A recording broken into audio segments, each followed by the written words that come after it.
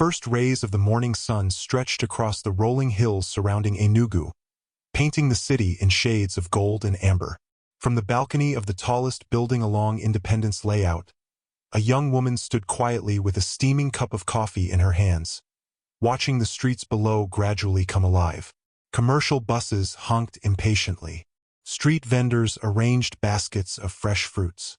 Students hurried toward school. Office workers filled the sidewalks. It was a beautiful city, vibrant, ambitious, and full of dreams. Yet despite owning much of what she saw before her, Kayamika Okoye had never felt more uncertain. At just 28 years old, she was the managing director and chief executive officer of Okoye Holdings Limited, one of the largest construction, real estate, and infrastructure companies in southeastern Nigeria. The company employed thousands of people across Enugu, Anambra, Ebonyi, Imo, and Abia states. Luxury estates, shopping plazas, office towers, hospitals, and highways carried the unmistakable signature of the Okoye family. To the public, Kayamika was the definition of success. Newspapers called her the Queen of Eastern Real Estate. Business magazines described her as one of Africa's youngest self-made billionaires, even though she often corrected them by saying she had inherited the company but worked tirelessly to expand it. Social media admired her elegance. Television stations sought interviews. Universities invited her to speak about entrepreneurship. Everywhere she went, cameras followed.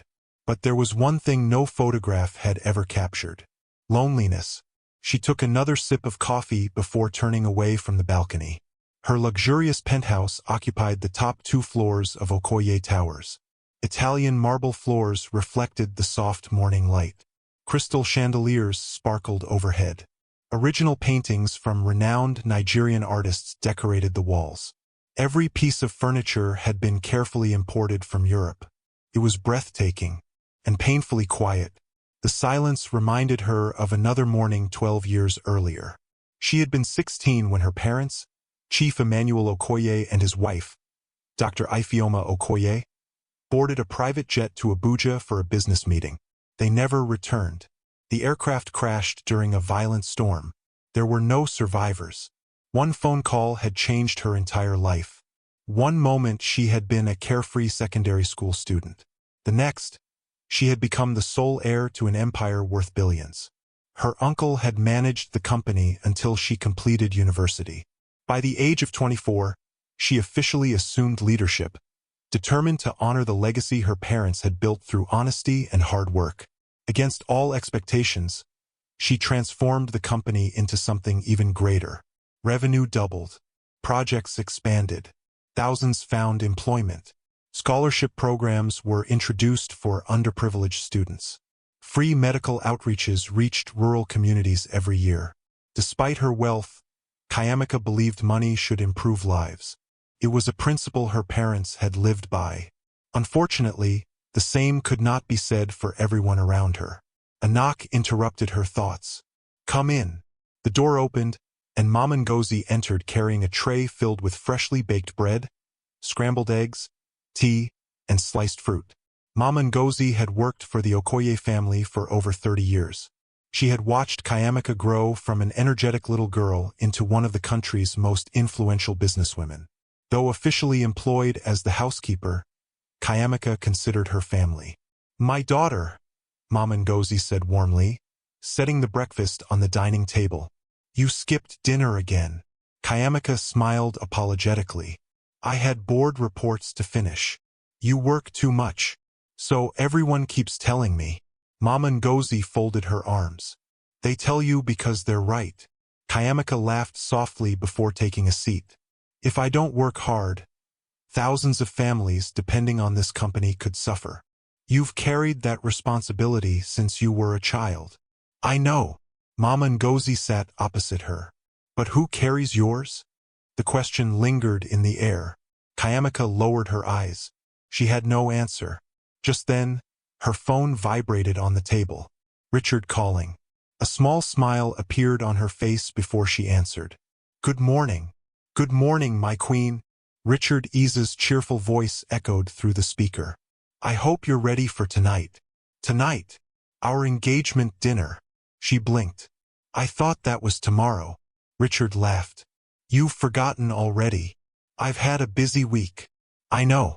That's why I'll handle everything. He spent the next several minutes enthusiastically describing decorations, guest lists, musicians, photographers, and luxury cars he wanted at the celebration. Kayamika listened quietly. When he finally paused to breathe, she asked gently, Richard. Yes. How are you? There was a brief silence. I'm fine. No, how are you really? Another pause. I'm okay. You didn't ask how my meeting with the investors went yesterday. Oh, you didn't ask about the hospital project either. I assumed everything went well. She forced another smile. It did. Great. Anyway, I'll call later. I have to meet someone. Before she could respond, the line disconnected. She stared at the phone for several seconds. Mama Ngozi had observed the entire conversation. You love him. I do. But, Kayamika sighed. I don't know if he loves me. Mama Ngozi nodded slowly. I've wondered the same. That answer surprised her. You have. The elderly woman hesitated before speaking. Forgive me if I overstep. You never do. I've watched that young man for almost 2 years. And he notices your cars. Kayamika frowned. He notices your jewelry. She remained silent. He notices your mansion. Still silent. But I've never seen him notice your tired eyes. Those words pierced deeper than any accusation. Kayamika pushed her breakfast aside. Maybe that's unfair. Perhaps. He buys me gifts. Mama Ngozi smiled gently. With whose money? What do you mean? He knows you can buy anything. Kayamika looked confused. Has he ever given you something that required sacrifice? She searched her memory. Nothing came. Mama Ngozi continued. My late husband once walked 8 kilometers because he spent his transport money buying oranges when I was sick. A nostalgic smile crossed her face. The oranges weren't expensive, but the sacrifice was. Silence filled the room once again. After breakfast, Kayamika drove to the headquarters of Okoye Holdings. Employees greeted her warmly as she entered the magnificent glass building. Good morning, Ma. Welcome, Ma. Morning, CEO. She greeted everyone by name whenever she could.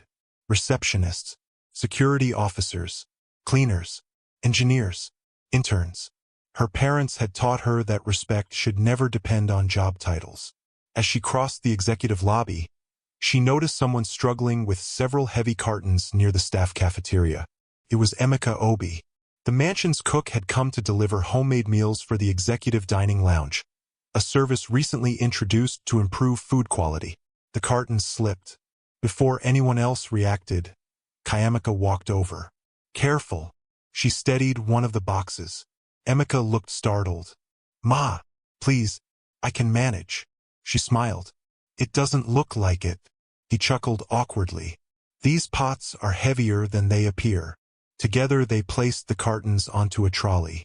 Thank you. You're welcome.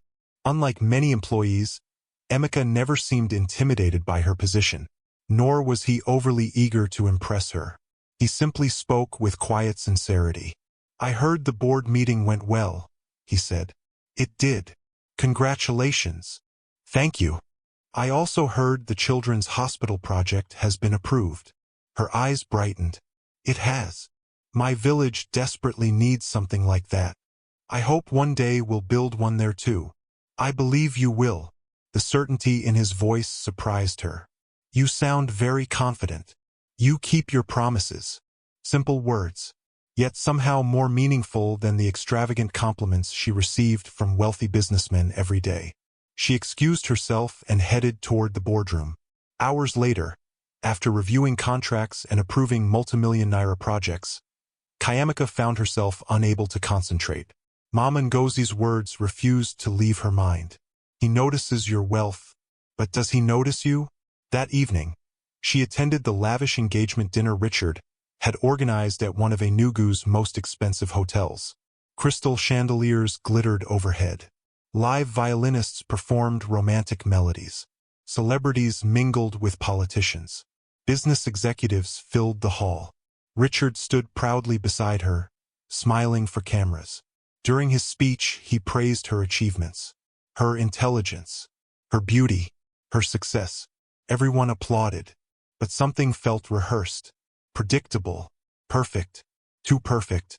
After the event ended, they walked toward the parking area together.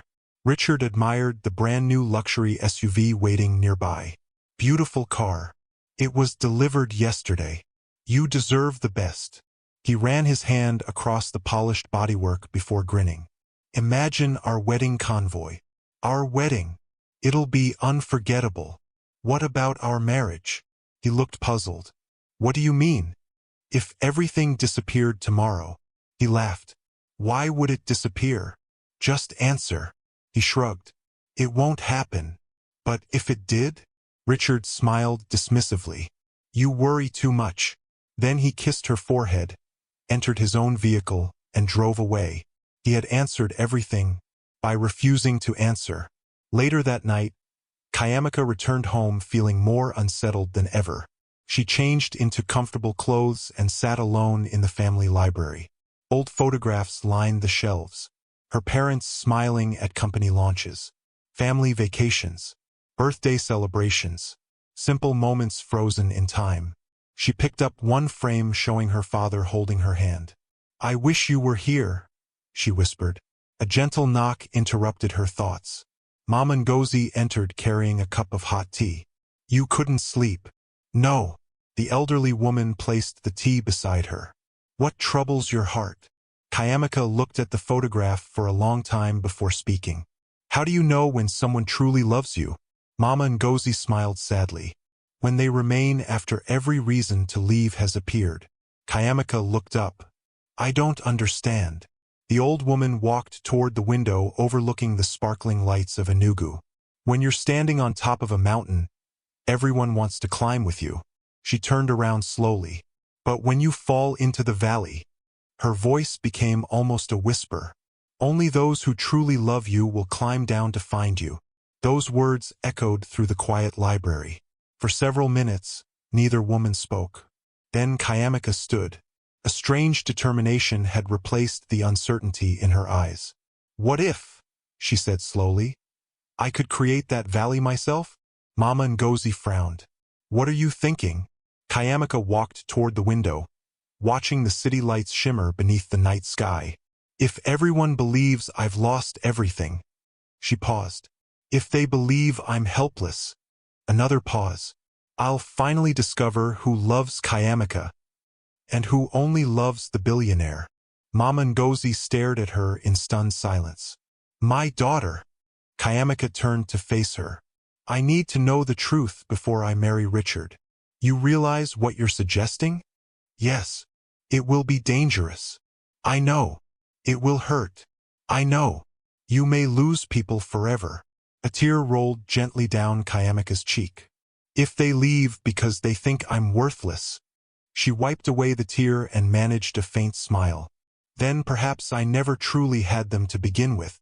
Outside, the lights of Enugu continued shining beneath the African night, unaware that before another week passed, one of the city's richest women would vanish from the world she had always known. And when she returned, no one would recognize her. Rain clouds gathered over Enugu long before sunrise. The city woke beneath a blanket of gray skies as cool winds swept through Independence layout, rustling the trees that lined the quiet streets. Commuters hurried beneath umbrellas, while radio stations warned motorists to drive carefully because of the slippery roads. Inside the conference room on the top floor of Okoye Holdings, however, the weather outside was the last thing on anyone's mind. 3 people sat around the polished mahogany table, their expressions tense. At the head of the table sat Kayamika Okoye. To her right was her longtime lawyer, Barrister Uche Nwankwo. To her left sat Dr. Adebayo Hassan, an orthopedic surgeon who had become a trusted family friend after treating Kayamika's late mother years before her death. Neither man looked comfortable. Barrister Uche adjusted his glasses and sighed heavily. I've represented this family for 26 years, he began. I've negotiated Billionaire contracts, defended hostile takeover attempts, and settled inheritance disputes. But what you're asking me to do today may be the most dangerous assignment of my career. Kayamika folded her hands calmly. I know. Dr. Hassan shook his head. I still think this is a terrible idea. She smiled faintly. You've both said that at least 10 times. And we'll say it 10 more if that's what it takes to change your mind, the doctor replied. The room fell silent. Finally, Kayamika stood and walked toward the floor-to-ceiling windows overlooking Enugu. I've spent the last week thinking about this, she said quietly. Have you considered simply postponing the wedding? The lawyer asked. I have. Or hiring private investigators to look into Richard's background? I've already done that. And they found nothing illegal. Dr. Hassan leaned forward. Then why put yourself through this? She remained facing the window. Because investigations can tell me what a man has done. She slowly turned around. But they cannot tell me what he will do when the woman he claims to love loses everything. Neither man spoke. Her voice softened. I don't want a husband who stays because of contracts. I want one who stays because of love. The lawyer rubbed his forehead. I understand your heart. But your plan could destroy reputations. It could damage your company. It could even place you in genuine danger. I know. She looked at each of them in turn. That's why only the 3 of us and one other person will know the truth. Mama Ngozi? Dr. Hassan guessed. Kayamika nodded. No one else. The lawyer sighed once more before opening a leather folder. If you're absolutely certain. I am. Then we need a believable story. He slid several documents across the table. The public already knows you're scheduled to inspect the new luxury estate development outside Enugu tomorrow afternoon. Kayamika looked through the papers. We'll say your SUV lost control during the heavy rain. The vehicle rolled into a drainage ditch. You survived, but suffered severe spinal injuries. Dr. Hassan added reluctantly, and after emergency surgery, you permanently lost the use of your legs. The words hung heavily in the room. Even though they were fictional, hearing them spoken aloud made Kayamika's stomach tighten. Will people believe it? She asked. They'll believe it because they'll see it, the doctor answered. He opened another case on the table. Inside were custom-made orthopedic braces, realistic silicone prosthetics, and specialized medical equipment. I've spent the past week consulting rehabilitation specialists. He lifted one of the braces. These will restrict your leg movement naturally. He then held up a pair of specially designed shoes. They'll help create the appearance that your muscles have weakened. Finally, he pointed toward a sleek wheelchair parked against the wall. And you'll need to learn to use this convincingly. Kayamika stared at the wheelchair. For the first time since creating the plan, reality struck her. This wasn't just a simple disguise. She would have to live as someone completely different. She slowly walked toward the chair. Show me. The training began immediately. For hours, Dr. Hassan taught her how people with spinal injuries naturally moved, how they transferred from bed to wheelchair, how they pushed the wheels, how they reached for objects, how they adjusted their posture, how they reacted when someone offered help. By lunchtime, sweat covered Kayamika's forehead. Her shoulders burned from propelling the wheelchair across the polished floor. I never realized, she whispered, breathing heavily. Dr. Hassan handed her a bottle of water. What? How exhausting this is. He nodded. And this is only a few hours. She looked down at the wheelchair. Some people live this way forever. The thought stayed with her for the rest of the afternoon. For years, she had funded disability charities through her foundation. She had attended fundraising dinners, delivered speeches, signed donation checks, yet she had never truly understood the daily challenges faced by those she wanted to help. That realization alone made the entire experience feel different. Perhaps this journey would test more than just Richard. Perhaps it would also change her. That evening, Mama Ngozi arrived carrying a small travel bag. You'll need ordinary clothes, she said. No designer labels. No expensive jewelry. No handbags worth millions. She placed several simple wrappers, plain blouses, and inexpensive dresses on the bed. Kayamika smiled. I haven't worn clothes like these since university. They'll suit your new life. Mama Ngozi hesitated. Have you chosen a name? Kayamika frowned. A name? If you're pretending to be someone else, people shouldn't recognize you. She considered the question. Finally she smiled. Amaka. Mama Ngozi laughed. You removed only 3 letters. I don't want to forget who I really am.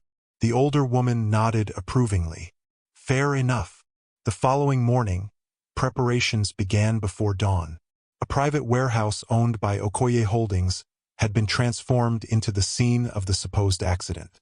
One of the company's older SUVs had been carefully damaged under the supervision of insurance investigators who had been told it was for a vehicle safety demonstration. Broken glass littered the ground. The front bumper had been crushed. The windshield was shattered. It looked horrifyingly real. Professional photographers documented every angle. Emergency responders, who believed they were participating in a disaster response training exercise, positioned ambulances around the site. Only Barrister Uche knew the true purpose. When everything was ready, he nodded. It's time.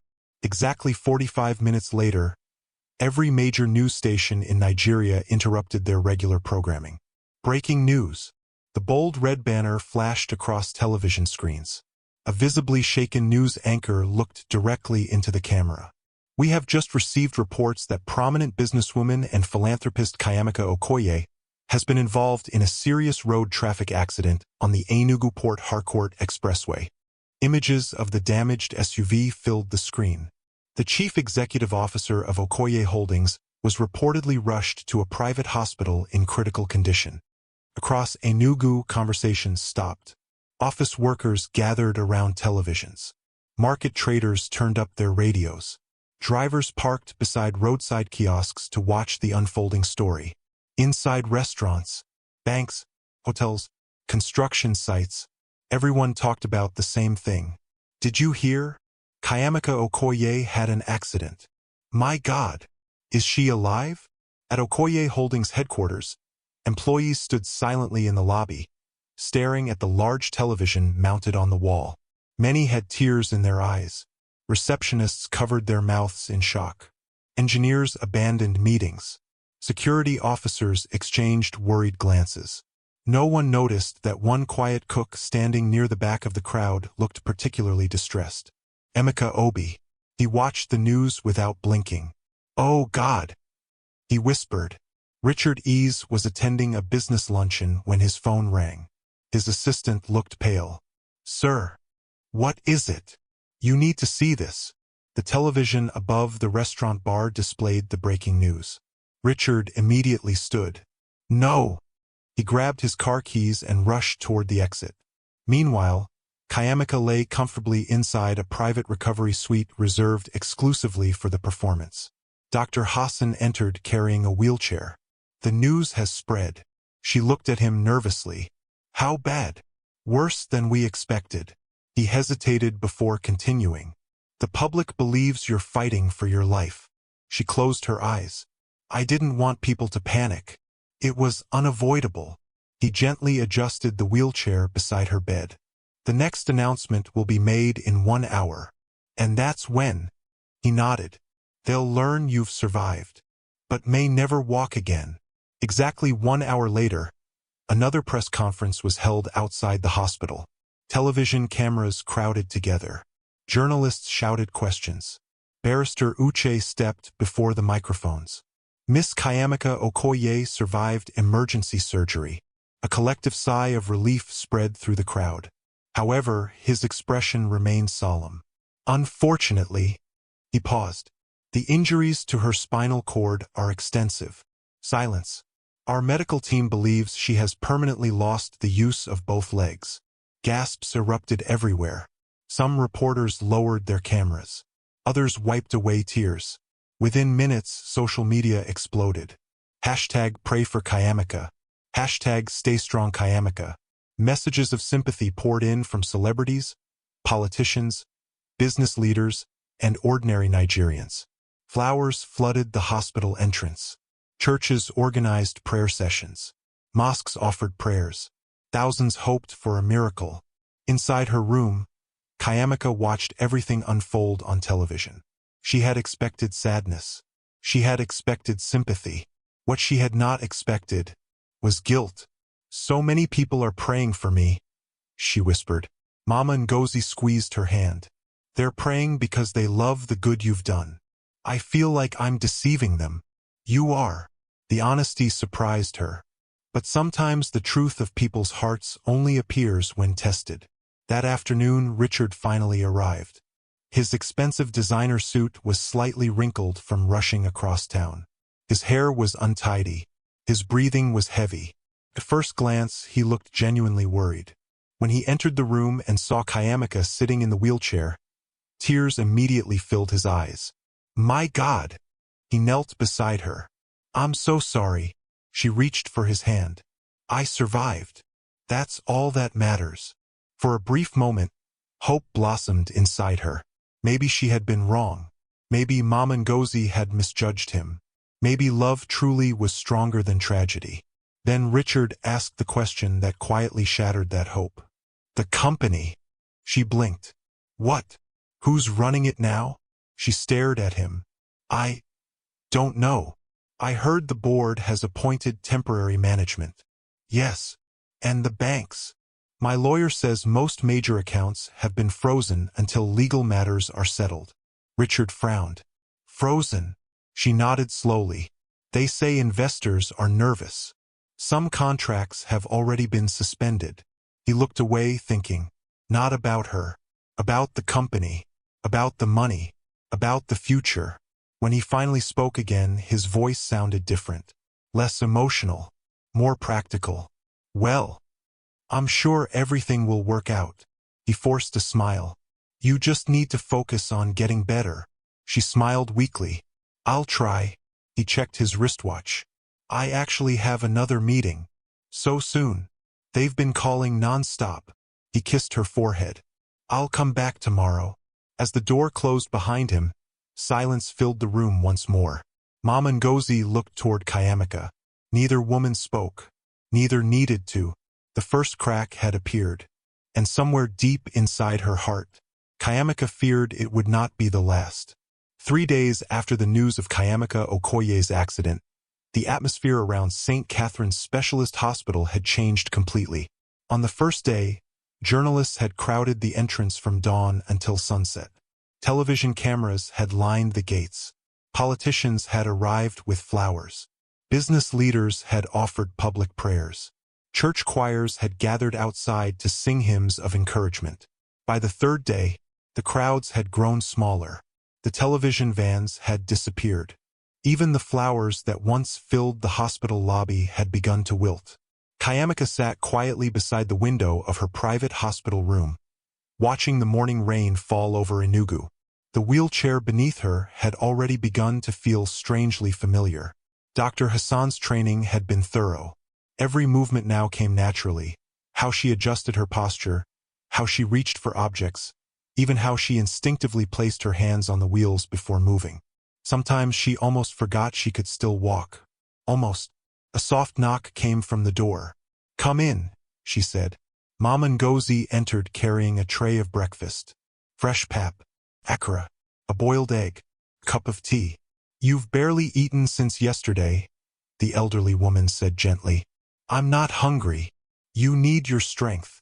Kayamika forced a smile. "I know." Mama Ngozi wheeled the tray closer. "Whether this test succeeds or fails, you still have to take care of yourself."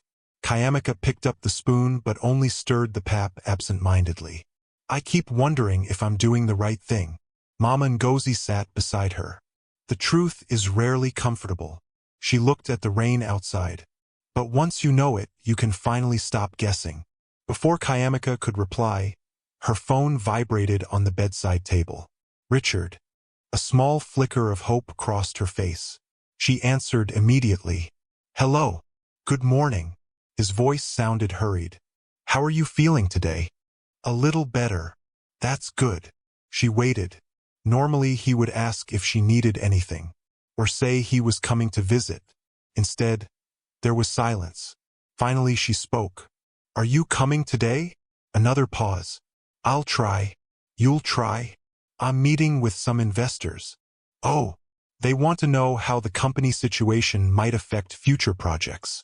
She lowered her eyes. I understand. I'll call you later. The line disconnected. She stared at the blank screen for several seconds before placing the phone down. Mama Ngozi had heard enough to understand. He didn't even ask if you'd eaten. Kayamika didn't answer. She simply looked back out the window. Across town, inside the luxurious offices of Okoye Holdings, the atmosphere was equally tense.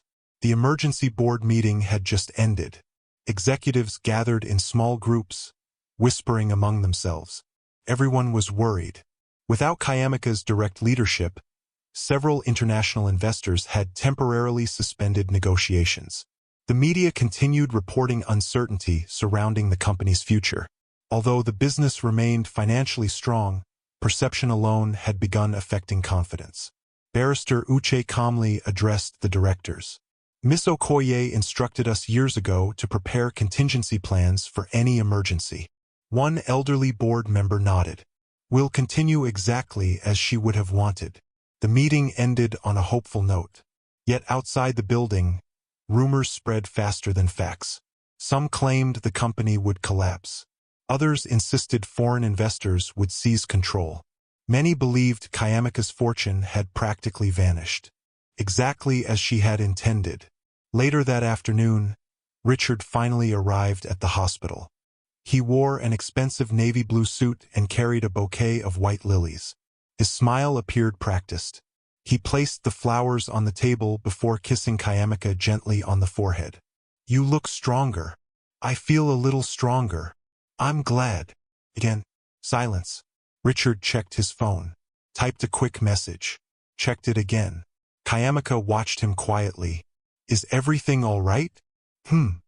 You seem distracted. Oh, he forced another smile. Just business. You've been very busy lately. You know how things are. She nodded slowly. Sit with me. He hesitated. I only have a few minutes. Her heart sank. Only a few minutes. Not long ago, he had once driven 4 hours simply to surprise her with dinner. Now, after an accident that supposedly left her unable to walk, he couldn't spare more than a few minutes. Richard cleared his throat. The doctors said rehabilitation could take years. They did. And he struggled to choose his words carefully. Have they discussed long-term care? She looked directly into his eyes. What do you mean? I mean, he shifted uncomfortably. You may need permanent assistance. She smiled sadly. I probably will. He nodded without meeting her gaze. Well, I'm sure we'll figure something out. Then his phone rang. He answered immediately. Hello? Yes, I'm on my way. Without another thought, he slipped the phone back into his pocket. I really have to go. So soon. It's important. He leaned forward, kissed her forehead again, and hurried out. The visit had lasted exactly 6 minutes. When the door closed, Kayamika remained motionless. 6 minutes. She glanced toward the clock. She had waited nearly 24 hours to see him. For 6 minutes. That evening, she couldn't sleep. Every time she closed her eyes, she remembered the excitement in Richard's voice whenever they discussed weddings, luxury vacations, and new houses. Today, he had barely looked at her. She wondered if she was imagining it. Maybe he was overwhelmed. Maybe grief affected people differently. Maybe she was expecting too much. A gentle knock interrupted her thoughts. The door opened slightly. A familiar face peeked inside. Excuse me. She smiled. Emeka. The young cook stepped inside carrying a stainless steel food flask. I hope I'm not disturbing you. Not at all. I brought dinner. She looked surprised. You cooked. He nodded. The hospital food isn't exactly famous. She laughed for the first time in days. I've noticed. He carefully opened the flask. The rich aroma of egusi soup filled the room. Alongside it was soft pounded yam wrapped neatly in foil. I remembered you once told Mama Ngozi this was your favorite. You remembered that? It was difficult to forget. She looked at the food, suddenly realizing how hungry she was. Emeka arranged everything carefully before handing her a spoon. Taste it. She took one bite, then another. Her eyes widened. This is amazing. He grinned. I'm relieved. You cooked all this after work? Yes. You must be exhausted. I'll survive. She looked at him curiously. Why are you doing this? He seemed confused. Because you're sick. But you barely know me. He shrugged. I know enough. She waited. You've paid school fees for children you've never met. You built clinics in villages you've never visited. You've helped strangers your entire life. He smiled warmly. Allow someone else to help you for once. Her eyes suddenly became moist. No expensive speech. No dramatic promise. Just kindness. Pure and uncomplicated. Over the following week, a pattern began to emerge. Every morning Richard sent a brief text. Hope you're feeling better. Every evening he called for 2 or 3 minutes. Always busy. Always distracted. Always rushing somewhere. Meanwhile, every evening after finishing work at the mansion, Emeka arrived carrying homemade meals. Sometimes jollof rice. Sometimes pepper soup. Sometimes vegetable soup. Sometimes simply fresh fruit. They talked for hours. About books. About growing up in Enugu. About village life. About cooking disasters. About funny customers he had encountered while working in restaurants years earlier. He never asked about company shares. Never mentioned frozen accounts. Never discussed wealth. He simply wanted her to smile. One evening, while they watched the sunset through the hospital window, Emeka noticed her quietly staring at the wheelchair. What are you thinking? She hesitated. I'm afraid. Of what? What if this is my life forever? He didn't answer immediately. Instead, he pulled a chair beside her. My mother lost her eyesight when I was 14. Kayamika looked at him with surprise. I didn't know. Most people don't. How did she cope? Some days she cried. Some days she laughed. Some days she refused to leave her room. He smiled gently. But she taught me something I'll never forget. What was it? When life changes your body, don't let it change your heart. Silence filled the room. Then he added softly, your legs don't determine your value. Those simple words struck her harder than any motivational speech she'd ever heard. Outside the hospital, however, another story was unfolding. Richard's mother, Mrs. Beatrice, sat inside her luxurious living room discussing the situation with several relatives. This marriage cannot continue, she declared. Richard shifted uncomfortably. Mother, don't interrupt. She turned toward him. Do you understand what people will say? It's not about people. Oh, you'll spend the rest of your life pushing a wheelchair. Silence. Children. She shook her head. Business. Another shake. Society. She folded her arms. You deserve a wife who can stand beside you. Richard remained quiet. One of his uncles spoke next. The accident changes everything. It wasn't anyone's fault. You must think about your future. Richard stared silently at the floor. Not once did he defend Kayamika. Back at the hospital, another visitor arrived. This time it was one of Kayamika's distant cousins. She hadn't seen him in nearly 3 years. He entered carrying an expensive fruit basket. After exchanging greetings, he finally cleared his throat. We're all praying for you. Thank you. He hesitated. I also wanted to ask. Here it comes, she thought. About the company. She almost laughed. What about it? People are saying investors are leaving. I've heard the rumors. And, he lowered his voice. Is it true your personal accounts have been frozen? She looked directly at him. So that's why you came? Embarrassment flashed across his face. I was only concerned. Were you? He couldn't answer. 5 minutes later, he left. She never heard from him again. Days passed. The phone calls became fewer. The visitors became fewer. The flowers stopped arriving altogether. People who once competed for her attention suddenly found reasons to stay away. Yet every evening, as reliably as the setting sun. Emeka walked through the hospital doors carrying another home-cooked meal and an easy smile. One rainy night, the electricity briefly went out. The hospital corridors fell into darkness before the backup generator activated. The storm raged outside. Thunder echoed across the city. Kayamika looked frightened. "I've always hated thunderstorms." Emeka noticed immediately. Without saying a word, he pulled his chair closer. Then he began telling funny stories about his childhood in Nsukka, about chasing stubborn goats, about accidentally burning his mother's soup, about mistaking salt for sugar while learning to cook. Within minutes, Kayamika was laughing so hard tears rolled down her cheeks. When the lights finally returned, she realized something remarkable. For almost an hour, she had completely forgotten she was pretending to be crippled. She had forgotten the test, forgotten Richard, forgotten the company. She had simply enjoyed the company of a kind man whose greatest concern was making her smile. As Emeka prepared to leave that night, he adjusted the blanket around her shoulders. "You should rest." "Thank you. I'll come tomorrow." "You don't have to." He smiled. "I know, but I'd like to."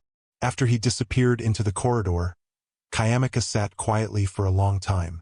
She thought about Richard's 6-minute visit. She thought about the cousin who had only asked about money. She thought about relatives who had suddenly stopped calling. Then she thought about the humble cook who worked all day, traveled across Enugu every evening, cooked meals with his own hands, and stayed until she fell asleep. For the first time since beginning her dangerous experiment, one painful truth became impossible to ignore. The people she had trusted most were slowly disappearing from her life. And the man she had barely noticed before was becoming the one person she looked forward to seeing every single day. The first month after Kayamika Okoye's accident passed more slowly than she had imagined. Every morning began the same way. Nurses checked her blood pressure. Doctors asked routine questions. Physiotherapists wheeled her to the rehabilitation room where she spent hours pretending to struggle through exercises she was physically capable of doing. Although she could walk perfectly well, Dr. Hassan insisted that she participate in every session. "You wanted to experience this life," he reminded her one afternoon. "You can't truly understand it from a hospital bed." So she learned.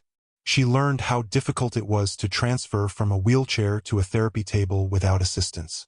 She learned how quickly her shoulders became sore from pushing herself through long corridors. She learned the frustration of watching people speak to the nurse instead of speaking directly to her. Some visitors entered her room with pity written all over their faces. Others avoided looking at her legs entirely. A few smiled politely before making excuses to leave. Every day revealed another uncomfortable truth about how society treated people living with disabilities. One afternoon, after an especially exhausting therapy session, Kayamika sat alone in the hospital garden. The flowers were beginning to bloom again after several days of rain. Children laughed in the pediatric wing nearby.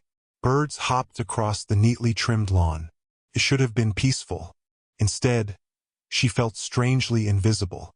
Several visitors walked past her. No one greeted her. No one recognized the woman who had once appeared on magazine covers and business billboards across Nigeria.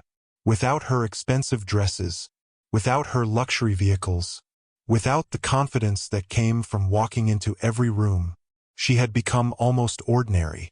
She was still lost in thought when a familiar voice interrupted her. "You escaped." She looked up. Emeka stood behind her carrying 2 paper cups. "I brought ginger tea." A smile spread across her face. "You always seem to know where to find me." He laughed. "I asked 3 nurses. You've become popular here. They're only kind because I keep bringing food." He handed her one of the cups before sitting on a nearby bench. For several moments they simply watched the breeze sway the trees. Finally, Emeka spoke. "You seem quieter these days." She sighed. "I've been thinking about my life." He nodded. "Big topic." She smiled faintly. "I used to believe people valued me. And now, I don't know whether they valued me." She stared into the tea. "Or simply what I could do for them." Emeka considered her words carefully. My grandmother used to say something. What? When the market closes, you'll discover who came to buy and who came to greet you. She laughed softly. She sounds wise. She was. He took another sip of tea. When everything is going well, everyone wants to stand beside you. It's only during difficult seasons that true hearts become visible. His words reminded her so much of Mama Ngozi that she wondered if wisdom naturally sounded the same no matter who spoke it. Across town, Richard Ease sat inside an expensive restaurant overlooking the Coal City skyline. Across the table from him sat his mother, Beatrice Ease. She stirred her coffee slowly before speaking. So, Richard already knew where the conversation was heading. I visited Kayamika yesterday. His mother raised an eyebrow. You still go? She's my fiancé. For now. He frowned. What does that mean? It means exactly what it sounds like. She leaned forward. Have you thought about your future? I have. And? He hesitated. I don't know. Mrs. Ease shook her head. You've worked too hard to throw your life away. Richard remained silent. She continued. The doctors themselves said she'll probably never walk again. So your entire life changes. He rubbed his temples. Mother, please. No. I'm trying to protect you. She lowered her voice. The banks have frozen her accounts. Investors are pulling back. The company is unstable. What happens if everything collapses? Richard stared through the restaurant window. The questions echoed inside his mind long after lunch ended. That evening, Kayamika waited for Richard. He had promised to visit at 6 o'clock. By 6:30, he hadn't arrived. 7 o'clock passed. Then 8. Her phone finally rang. I'm sorry, Richard said quickly. Something came up. Oh, I won't make it tonight. I understand. I'll come tomorrow. Okay. He disconnected. She looked at the untouched dinner sitting on the bedside table. A few minutes later, another knock sounded. Without waiting for permission, Emeka entered carrying a food flask. I guessed the hospital food disappointed you again. She smiled sadly. You guessed correctly. He noticed her expression immediately. Bad day. She forced a smile. I'm fine. He looked unconvinced but chose not to press further. Instead, he opened the flask. Pepper soup, fresh fish, warm boiled yam. The delicious aroma filled the room. I hope you're hungry. She suddenly realized she hadn't eaten all day. You spoil me. I simply cook. No. She looked at him gratefully. You care. He smiled awkwardly. I hope that's not a crime. It isn't. She looked down at the meal. It's rare. A week later, Barrister Uche entered Kayamika's room carrying several documents. Everything is going according to plan. She accepted the folder. Any new developments? He nodded. The board continues operating successfully. She smiled. I'm relieved. However, what? The rumors about your finances have become much worse. How bad? Very. He sat down. People believe your personal fortune has practically disappeared. She looked thoughtful. Good. The lawyer looked surprised. You sound pleased. I wanted people to believe I had nothing. They certainly do. He hesitated before adding, Richard requested information about your frozen assets. Her expression changed. What exactly did he ask? He wanted to know whether any trust funds remained accessible. She slowly closed the folder. I see. The lawyer watched her carefully. I'm sorry. She smiled sadly. Don't be. The truth hurts. But lies hurt longer. Later that afternoon, Dr. Hassan arrived carrying another hospital invoice. Naturally, the bill was fake. It existed only to continue the illusion. He placed it on the bedside table. Another round of treatment. She glanced at the total. 2,850,000 Nigerian nairas. Even though she knew no payment was required, seeing the amount made her uncomfortable. What happens now? We wait. For someone to pay. The following morning, Richard visited. Kayamika showed him the invoice. His eyes widened. Almost 3 million naira? She nodded. The insurance company refuses to cover everything. Richard stared at the paper silently. Finally, he cleared his throat. That's a lot. It is. The lawyers said your accounts are still frozen? Yes. I've tried everything. He placed the invoice back on the table. I'm sure Barrister Uche will sort it out. She looked into his eyes. I may need help. He immediately looked uncomfortable. My own investments are tied up right now. I understand. I've already committed funds elsewhere. It's okay. I'm really sorry. He stood. I'll keep praying. She nodded. Thank you. He kissed her forehead and left. Neither of them mentioned the bill again. Unknown to Kayamika, someone else had overheard the conversation. Emeka. He had arrived moments earlier carrying lunch but had stopped outside the slightly open door after hearing Richard's voice. He hadn't intended to eavesdrop. Yet he couldn't avoid hearing enough to understand. Hospital bills, frozen accounts, financial problems. He quietly stepped away before either of them noticed him. That night, Emeka couldn't sleep. He lay on the narrow mattress inside his modest one-bedroom apartment. The ceiling fan rotated slowly above him. Beside the bed stood the few possessions he owned. A second-hand television, a wooden wardrobe, a small refrigerator. His motorcycle helmet rested on a chair. He stared at it for a long time. The motorcycle. It was the most valuable thing he owned. He had saved for 4 years to buy it. Without it, getting to work would become much more difficult.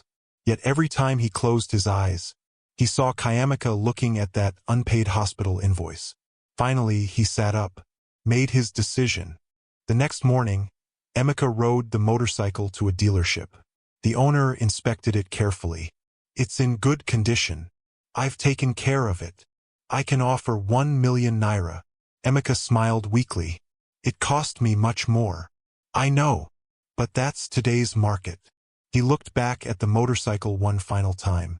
Memories flooded his mind. His first salary. Years of saving. Weekend rides through Enugu. Visiting his mother in Nsukka. Freedom.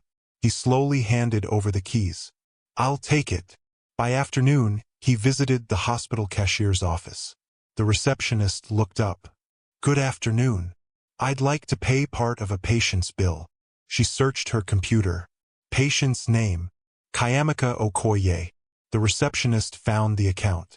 The outstanding balance is still quite large. I know. Emeka quietly placed a bank draft on the counter. This is everything I have for now. She looked surprised. Are you a relative? He smiled. No. A close friend. He hesitated. I simply don't want her treatment delayed. That evening, Dr. Hassan entered Kayamika's room trying very hard not to smile. Interesting development. She looked up. What happened? Someone paid 1 million naira toward your hospital bill. She frowned. Who? The cashier wasn't told. Can you find out? I already did. He handed her the payment receipt. The name printed on it made her heart stop. Emeka Obi. For several long seconds she couldn't breathe. No, she whispered. He couldn't possibly. Mama Ngozi entered just then. What is it? Kayamika handed her the receipt. The older woman read it silently, then looked back at her. He sold something. How do you know? Mama Ngozi had spent decades reading people. A man with his salary doesn't suddenly produce 1 million naira. Tears filled Kayamika's eyes. No. The following evening, Emeka arrived carrying vegetable soup as though nothing unusual had happened. He smiled. Good evening. She looked at him quietly. Sit down. He sensed something different. Is everything all right? She picked up the payment receipt from her bedside table. I know. His smile disappeared. You know. You paid my hospital bill. He lowered his eyes. It wasn't much. It was 1 million naira. He shrugged. They needed it more than I did. She stared at him in disbelief. Where did you get that kind of money? He remained silent. Emeka. Still silent. Finally she whispered, What did you sell? He smiled gently. My motorcycle. Her eyes widened. The motorcycle you used to come to work? I can take the bus. She felt tears spill down her cheeks. "You sold your motorcycle." "For me." He looked almost embarrassed. "You needed treatment." "I'll survive without a motorcycle." She covered her face with trembling hands. "Why?" His answer came without hesitation. "Because no one should lose hope because of money." The room became completely silent. Not because there was nothing to say, but because every possible word felt too small. For years, Kayamika had met wealthy men who promised to buy her diamonds, luxury cars, private islands, designer handbags. None of those promises required sacrifice. But this humble cook, this quiet, hardworking young man, had willingly given away the most valuable possession he owned just to ensure she continued receiving medical care. Not because she was rich, not because he expected anything in return, simply because he believed another human being deserved compassion. As Emika quietly arranged dinner on the small hospital table, Kayamika watched him through tear-filled eyes. For the first time since beginning her elaborate test, she realized something she had never expected. She had set out to discover whether her fiancé truly loved her. Instead, she was beginning to discover the extraordinary heart of a man she had barely noticed before. And somewhere deep within her own heart, a new feeling had quietly begun to grow, one that had nothing to do with wealth, status, or appearances. It had everything to do with kindness. 2 months had passed since the day the newspapers announced that Kayamika Okoye would never walk again. For the outside world, she had disappeared from public life. The once celebrated billionaire who dominated business headlines was now rarely mentioned, except in occasional updates about her slow recovery. Another billionaire had taken her place on magazine covers. Another entrepreneur had become the newest media sensation. The world Kayamika discovered moved on surprisingly fast. Inside the quiet walls of St. Catherine's Specialist Hospital, however, her own world was changing in ways she had never imagined. Every morning, she woke to the sound of nurses greeting one another in the corridors. She had grown accustomed to the squeak of wheelchair wheels against polished floors. She knew which orderly always whistled while cleaning. She knew the smell of fresh disinfectant before breakfast. She even knew the names of nearly every security guard and cleaner in the building. For the first time in her adult life, she was living without bodyguards, chauffeurs, executive assistants, or board meetings. The simplicity was strangely peaceful. It was also painfully revealing. She had begun to see people differently, and people had certainly begun to reveal themselves to her. One Monday morning, Dr. Hassan wheeled her into the rehabilitation center. Patients of all ages filled the large therapy room. An elderly man slowly practiced standing with the help of parallel bars. A teenage girl learned to balance on a prosthetic leg after losing her foot in an accident. A little boy laughed excitedly every time he successfully propelled his wheelchair across the room. Nobody complained. Nobody compared lives. Everyone simply encouraged one another. As Kayamika watched them, something inside her shifted. She had spent years donating millions of naira to disability foundations. Yet she had never truly understood the courage required simply to begin each day. One woman, probably in her early 40s, smiled warmly at her. "You'll get stronger." Kayamika returned the smile. "I hope so. I've been coming here for almost a year." The woman tapped her own wheelchair. "This isn't the end of life. It's just a different way of living." Those words remained in Kayamika's heart long after therapy ended. Later that afternoon, she quietly called Barrister Uche. "When all this is over." "Yes. I want the Okoye Foundation to build rehabilitation centers." He sounded surprised. "We already donate wheelchairs." "I know, but wheelchairs aren't enough." She looked through the hospital window toward the therapy building. "People need accessible schools. They need employment. They need proper rehabilitation. They need dignity." Barrister Uche smiled through the phone. "I think your parents would be very proud." "So do I." That evening, Emeka arrived carrying his usual food flask. Today it contained bitter leaf soup and freshly prepared semolina. "You remembered." He laughed. "You mentioned it once. You remember everything." He shrugged modestly. I only remember things that matter. As they ate together, Kayamika couldn't stop looking at him. There was something remarkably peaceful about the way he lived. He never hurried, never boasted, never complained. He worked long hours at the mansion, cooked every evening, visited her afterward, then traveled home by public bus since selling his motorcycle. Yet somehow, he always smiled. "You've been staring," he said playfully. She quickly looked away. "I'm sorry," he chuckled. "I was beginning to wonder if there was soup on my face." She burst into laughter. The sound surprised both of them. It had been weeks since she had laughed so freely. Across town, Richard Ease sat inside his office staring at his phone. His assistant entered cautiously. "Sir." "Your mother is here," Richard sighed. "Send her in." Mrs. Beatrice Ease walked inside carrying several glossy magazines. Without speaking, she dropped them onto his desk. The headlines were impossible to miss. Okoye Holdings faces uncertain future. Investors adopt wait-and-see approach. Can the company survive without Kayamika? She folded her arms. "You've seen these?"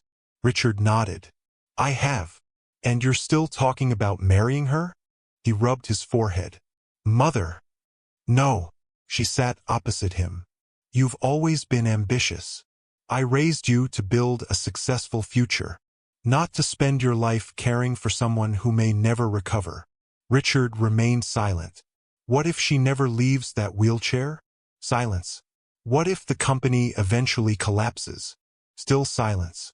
His mother leaned forward. "Think carefully before sympathy destroys your future." When she finally left, Richard stared at the engagement photograph on his desk. For several long moments, he couldn't decide whether he still loved Kayamika or simply loved the life he had imagined with her. Back at the hospital, another unpleasant lesson awaited Kayamika. She had convinced Dr. Hassan to allow her to visit the hospital cafe without special treatment. "I want to go like everyone else." He reluctantly agreed. Mama Ngozi pushed her wheelchair toward the cafe before leaving her alone for a while.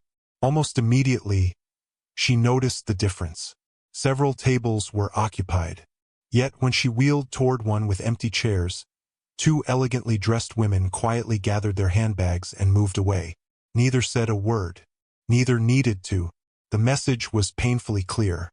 At another table, two young men glanced toward her before lowering their voices. She overheard one whisper, "Such a beautiful woman.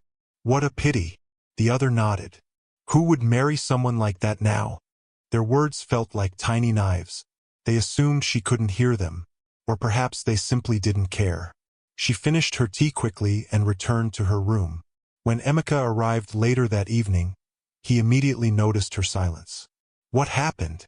"Nothing." He smiled knowingly. "I've learned something about you."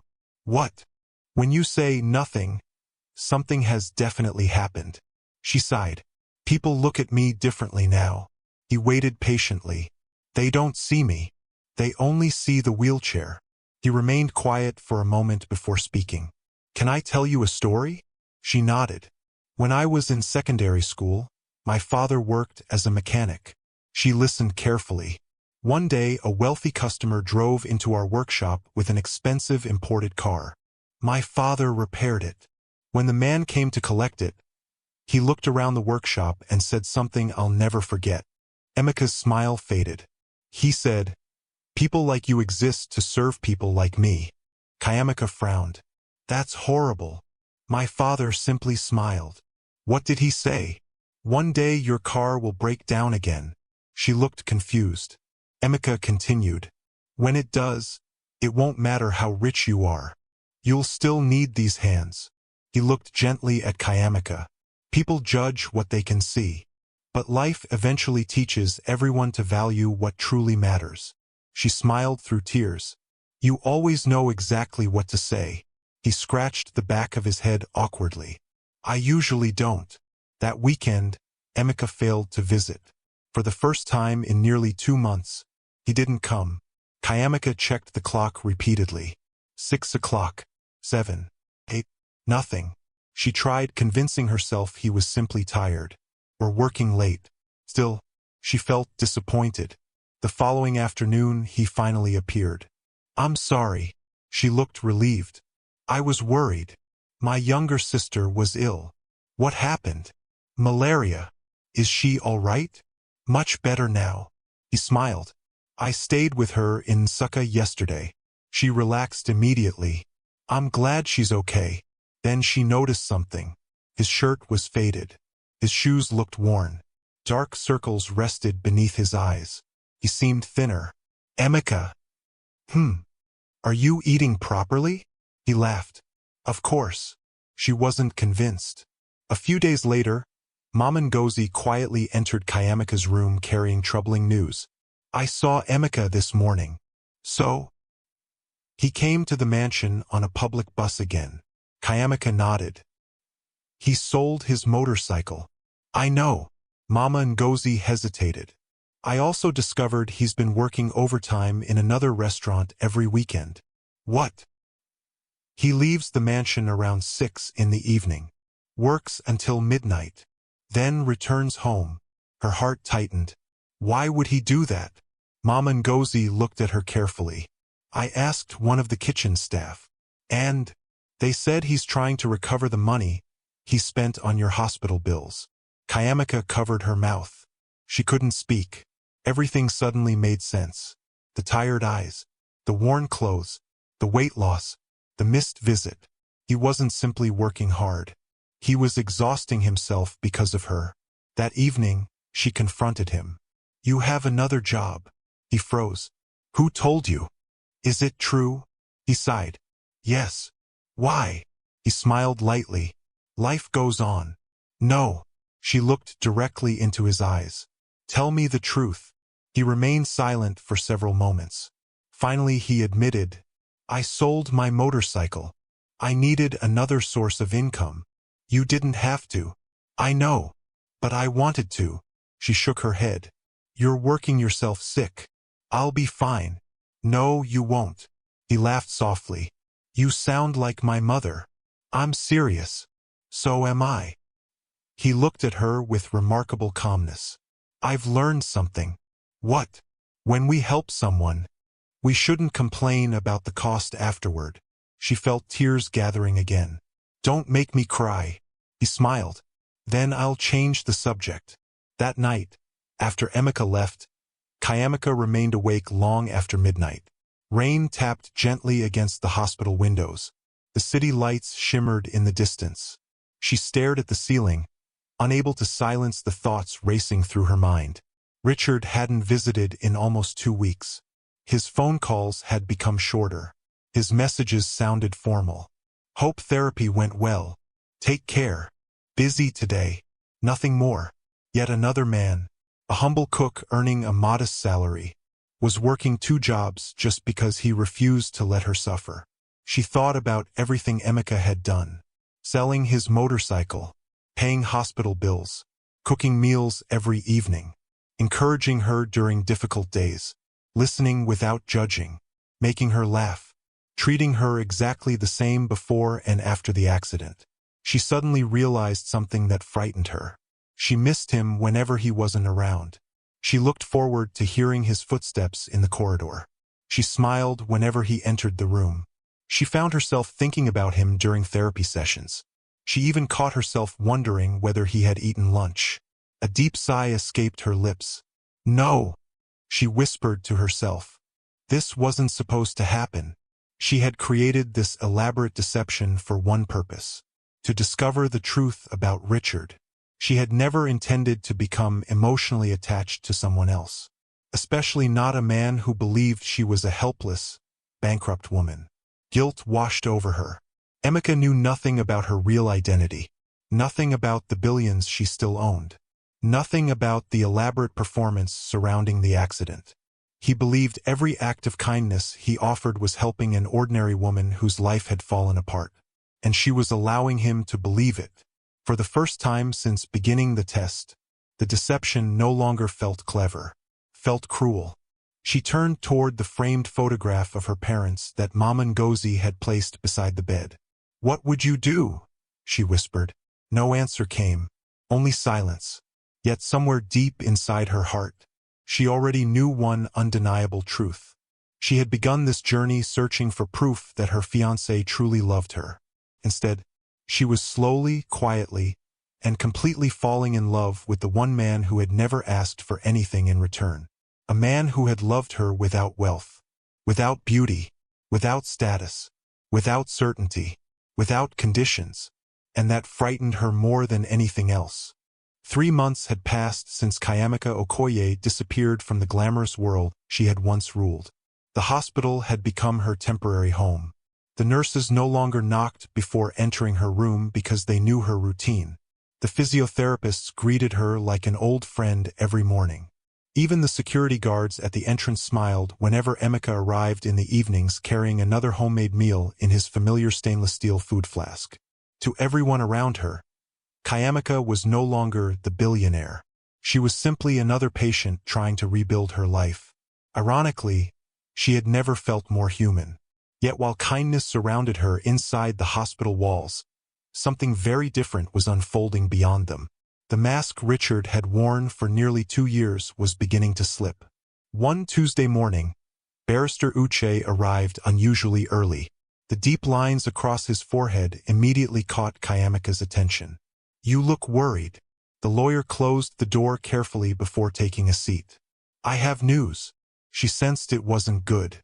"What happened?" He hesitated. "I wasn't sure whether to tell you. I need to know everything." He nodded. "Richard has been making inquiries." "What kind of inquiries?" "About your estate." She frowned. "I thought we already expected that." "This is different." He placed a thin folder on the bedside table. Inside were photographs, restaurant receipts, copies of private investigator reports. Kayamika looked at him in confusion. "What is this?" "The investigation you instructed me to continue after your accident." She slowly opened the folder. The very first photograph made her stomach tighten. Richard, sitting across from an elegantly dressed young woman inside one of Enugu's most expensive restaurants. The woman was beautiful, probably in her late 20s. Designer handbag, diamond earrings. Everything about her suggested wealth. Kayamika turned another page. A second photograph. Richard helping the same woman into a luxury SUV. The third. The two of them laughing together at a golf club. A fourth. Holding hands while leaving a shopping mall. Her fingers froze. The room became painfully quiet. Finally, she looked up. "Who is she?" Barrister Uche sighed. "Her name is Sandra Maduka, the daughter of Chief Maduka."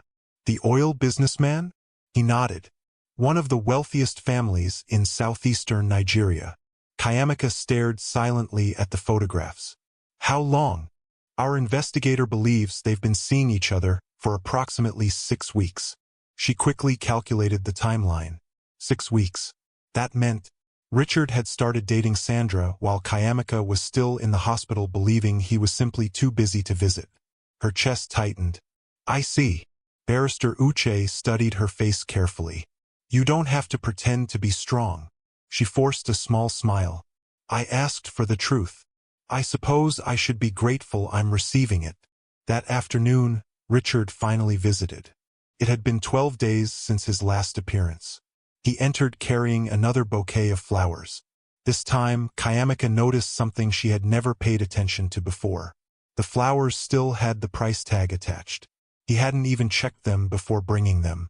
"Hello." He smiled politely. "How are you feeling?" "I'm all right. I'm glad."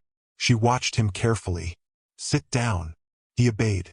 For several moments, neither spoke. Finally, she asked, "Have you been busy?" He nodded immediately. "Extremely." "Doing what?" "Business meetings." She tilted her head slightly.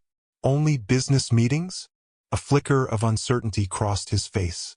"What do you mean?" "I just wondered." He relaxed. "Yes, only business." She looked directly into his eyes and realized something heartbreaking. He lied so easily, without hesitation, without guilt, without even looking away. The man she had planned to marry had become a stranger.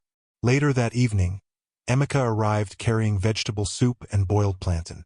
One look at Kayamika's face told him something was wrong. "You've been crying." She quickly wiped her eyes.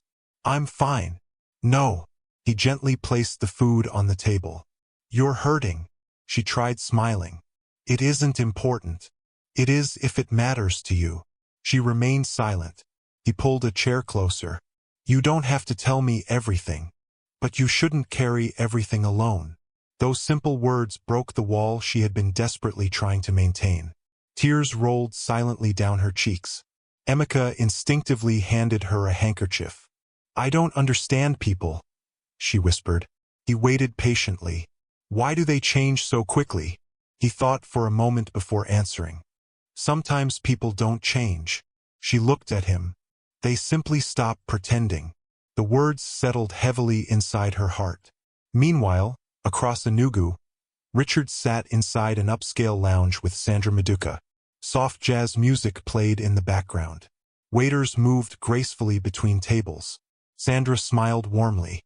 "So?" Richard looked up. "So? When are you finally going to stop hiding?" He laughed awkwardly. "Hiding what?" "Us." He hesitated. "It's complicated." She reached across the table. "The newspapers already believe your engagement is practically over." "Not officially." "Does it matter?" He remained quiet. Sandra leaned closer. "You deserve happiness. And honestly," she lowered her voice, "you can't spend the rest of your life caring for someone who'll never walk again." Richard sighed deeply. "I know. You've sacrificed enough." He slowly nodded. Perhaps he had. Or perhaps he simply wanted someone to tell him that abandoning Kayamika was acceptable. Sandra gave him exactly what he wanted to hear. Back at the hospital, another challenge awaited Emika. His phone rang just as he finished serving dinner. He answered quietly. "Hello." His younger sister's trembling voice came through. "Brother." "What happened?"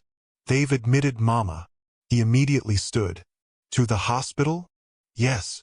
The doctor says she needs surgery." His heart sank. "How much?" 2 million naira. Emika closed his eyes. He had barely recovered financially after selling his motorcycle. Now this. "I'll come immediately." The following morning, Emika traveled to Nsukka before dawn. The small government hospital was crowded. Patients filled every available corridor. His mother lay quietly on one of the beds, smiling despite obvious pain. "My son." He forced a cheerful smile. "Mama, you came." "Of course." She reached for his hand. "You've become thinner." He laughed. "I've been working. Too much."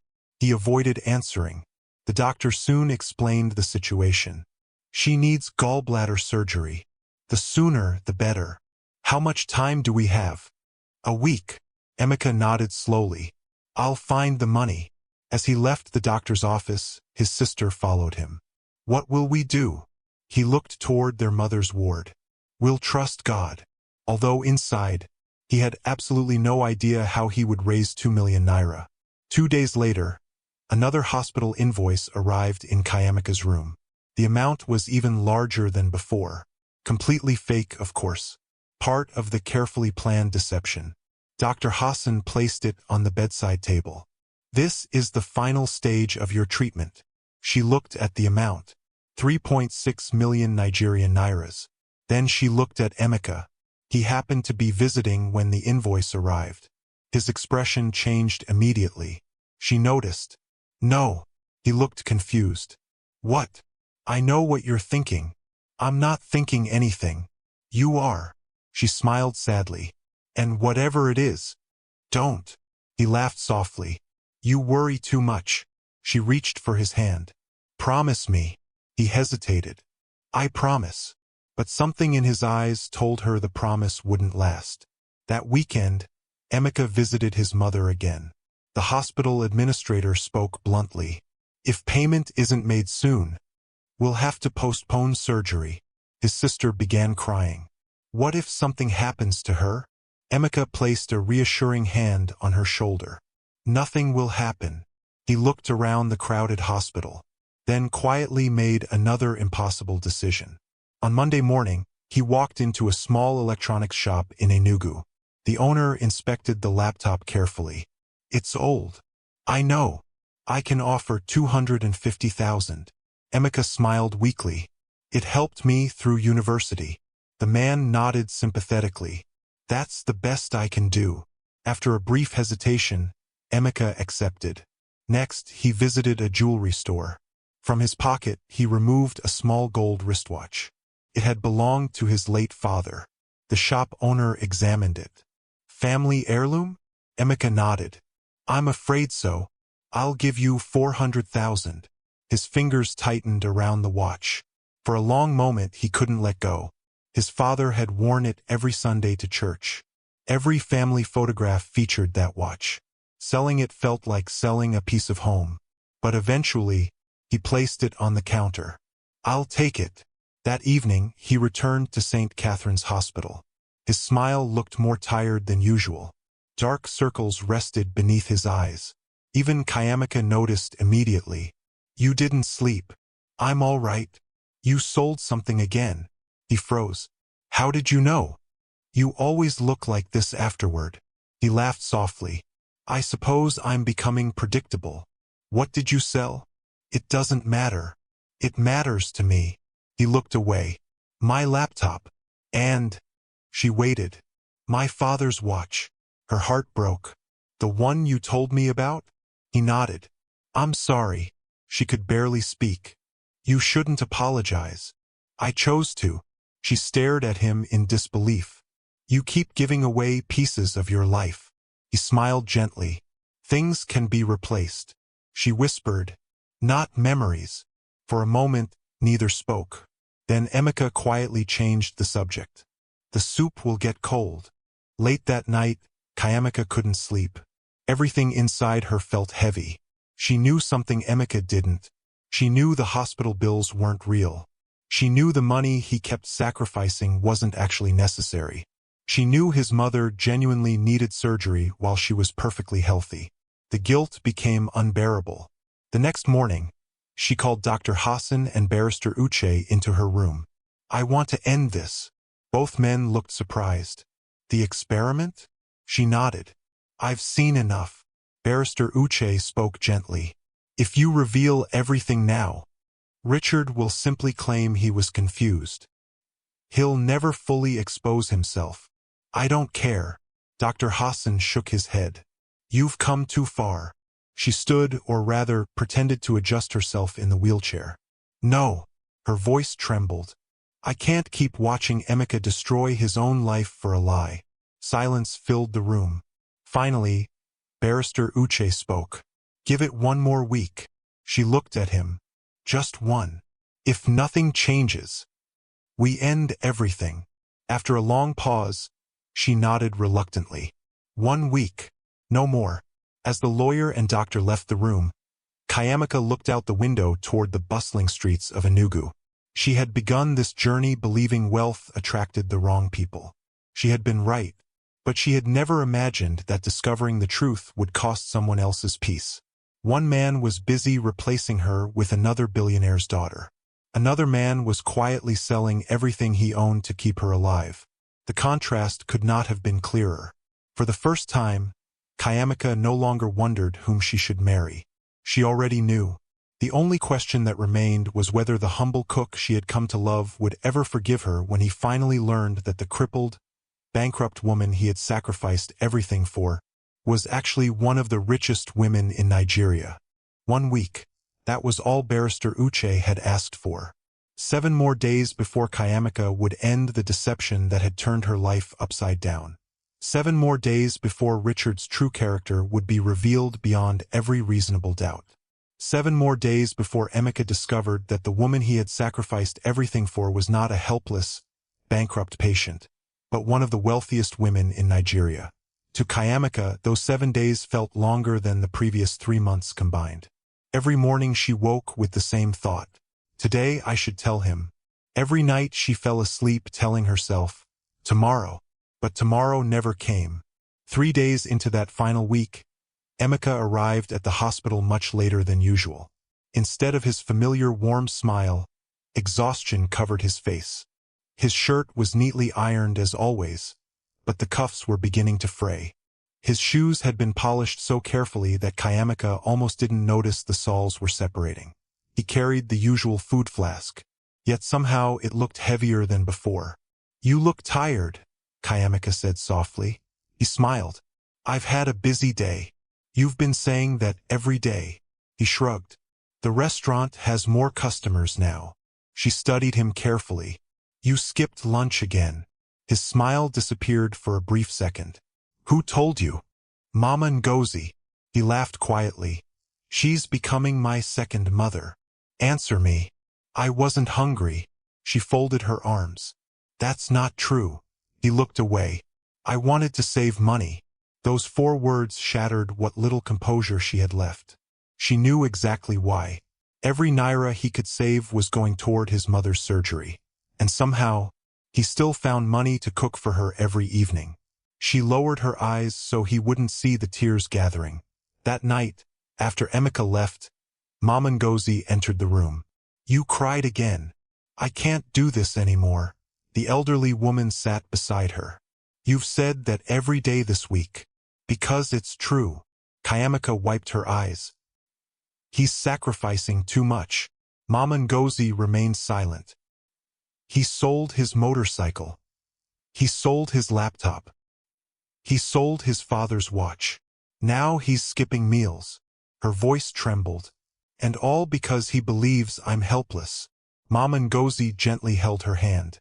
"My daughter. I know. The truth must come. But let it come at the right moment. What if that moment is too late?" Before Mama Ngozi could answer, Barrister Uche walked into the room carrying several folders. His expression told them immediately that something significant had happened. "I've just returned from Richard's office." Kayamika looked up. "What now?" The lawyer placed several photographs on the bed. "I hired another investigator." The first picture showed Richard entering an expensive jewelry store. The second showed him leaving with a velvet ring box. Kayamika's heart skipped. "Is he?" Barrister Uche nodded. "Yes. He intends to propose." For one brief second, hope returned. Then the lawyer quietly added, "Not to you." Silence filled the room. He placed another photograph on the bed. Richard, kneeling before Sandra Maduka inside a private garden restaurant. Sandra covering her mouth in excitement. A diamond ring sparkling in the evening light. The final photograph showed them embracing as nearby diners applauded. Kayamika stared at the images without speaking. She expected to cry. Instead, she felt strangely calm, almost relieved. After several minutes, she finally looked up. "When?" "Yesterday evening." "So while he was sending me a message saying he was praying for my recovery," Barrister Uche nodded. "He was proposing to another woman." No one spoke. Finally, Kayamika smiled. It wasn't a happy smile. It was the smile of someone whose last illusion had quietly died. "I think," she whispered, "my test is over." The following morning, Richard unexpectedly arrived at the hospital. He looked unusually confident, almost cheerful. Kayamika noticed immediately. "You seem happy." "Oh." He forced a modest smile. "Nothing special." She watched him carefully. "Sit down." He obeyed. For several moments, neither spoke. Then Richard cleared his throat. "I've been thinking." "So have I." "I believe." He hesitated. "We should postpone the wedding." She wasn't surprised. "For how long?" "I don't know. Until your health improves." She looked directly into his eyes. "What if I never improve?" Richard looked uncomfortable. "I'm sure you will. But what if I don't?" Silence. She asked again. "What if I remain in this wheelchair forever?" He couldn't answer. Finally he sighed. "Life has changed." "It has. We both deserve time to adjust." She nodded slowly. "I agree." Relief flashed across his face. He had expected an argument.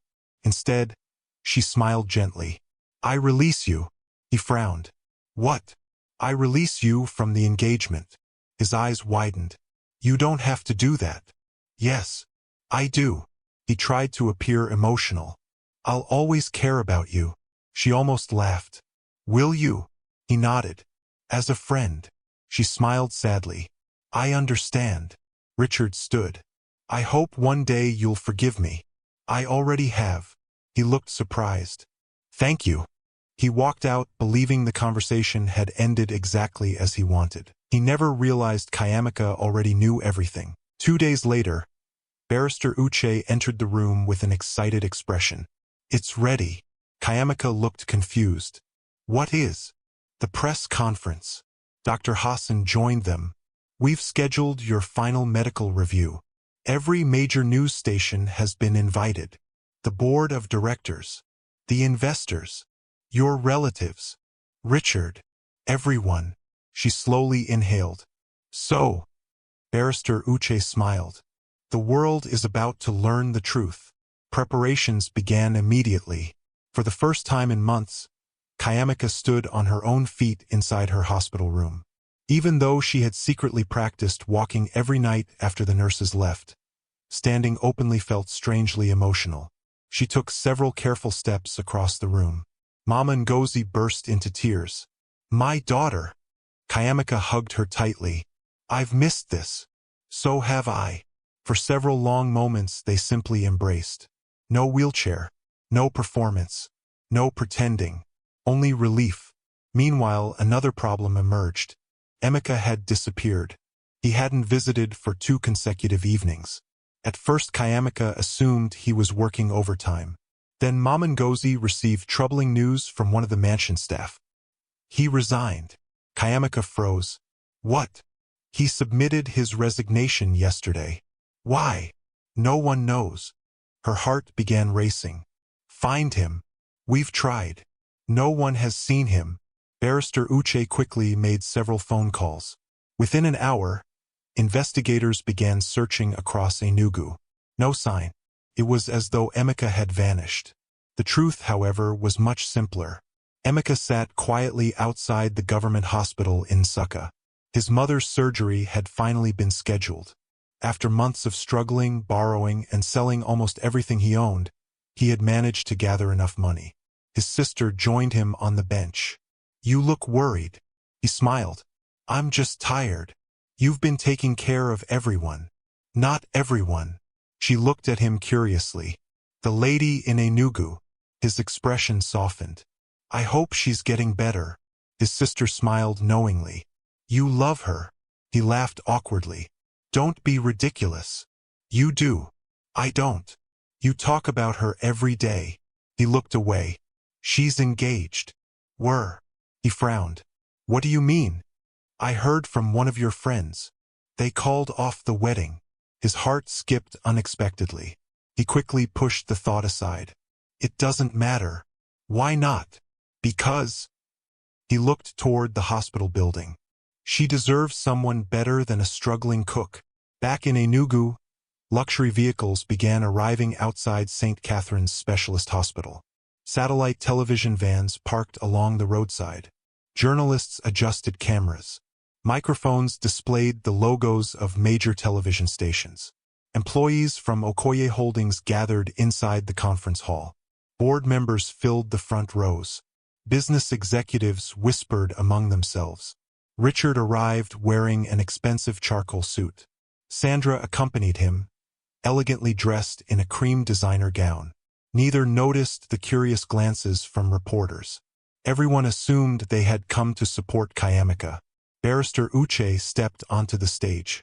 Good afternoon, ladies and gentlemen. The room gradually became quiet. Thank you for honoring our invitation. Richard leaned toward Sandra. What exactly is this about? She shrugged. Perhaps an update. On the stage, Dr. Hassan adjusted the microphone. 3 months ago, Nigeria received devastating news. Images of the reported accident appeared on a large screen. The nation was informed that Miss Kayamika Okoye had suffered permanent spinal injuries. The audience nodded solemnly. Dr. Hassan continued. Today, he paused deliberately. We would like to make an important announcement. The large doors at the back of the hall slowly opened. Everyone instinctively turned. A wheelchair appeared first. The familiar one. the same wheelchair that had become a symbol of Kayamika's tragedy. She sat inside it wearing a simple navy blue dress. No jewelry, no makeup beyond the natural elegance she had always possessed. The hall became completely silent. Richard lowered his head sympathetically. Sandra folded her hands. Television cameras zoomed in. Kayamika slowly wheeled herself toward the center of the stage. She stopped beside Dr. Hassan.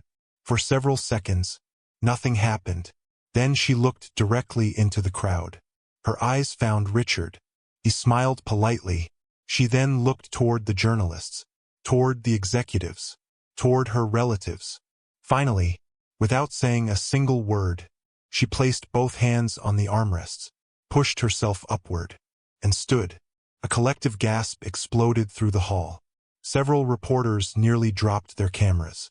Sandra's mouth fell open. Richard shot to his feet. No! Kayamika calmly took one step, then another, then another. She reached down, unfastened the orthopedic braces hidden beneath her dress, placed them carefully on the stage. The room remained frozen in stunned silence. Finally, Barrister Uche stepped forward. His voice echoed through the microphone. Ladies and gentlemen, there was no permanent paralysis. There was no financial collapse.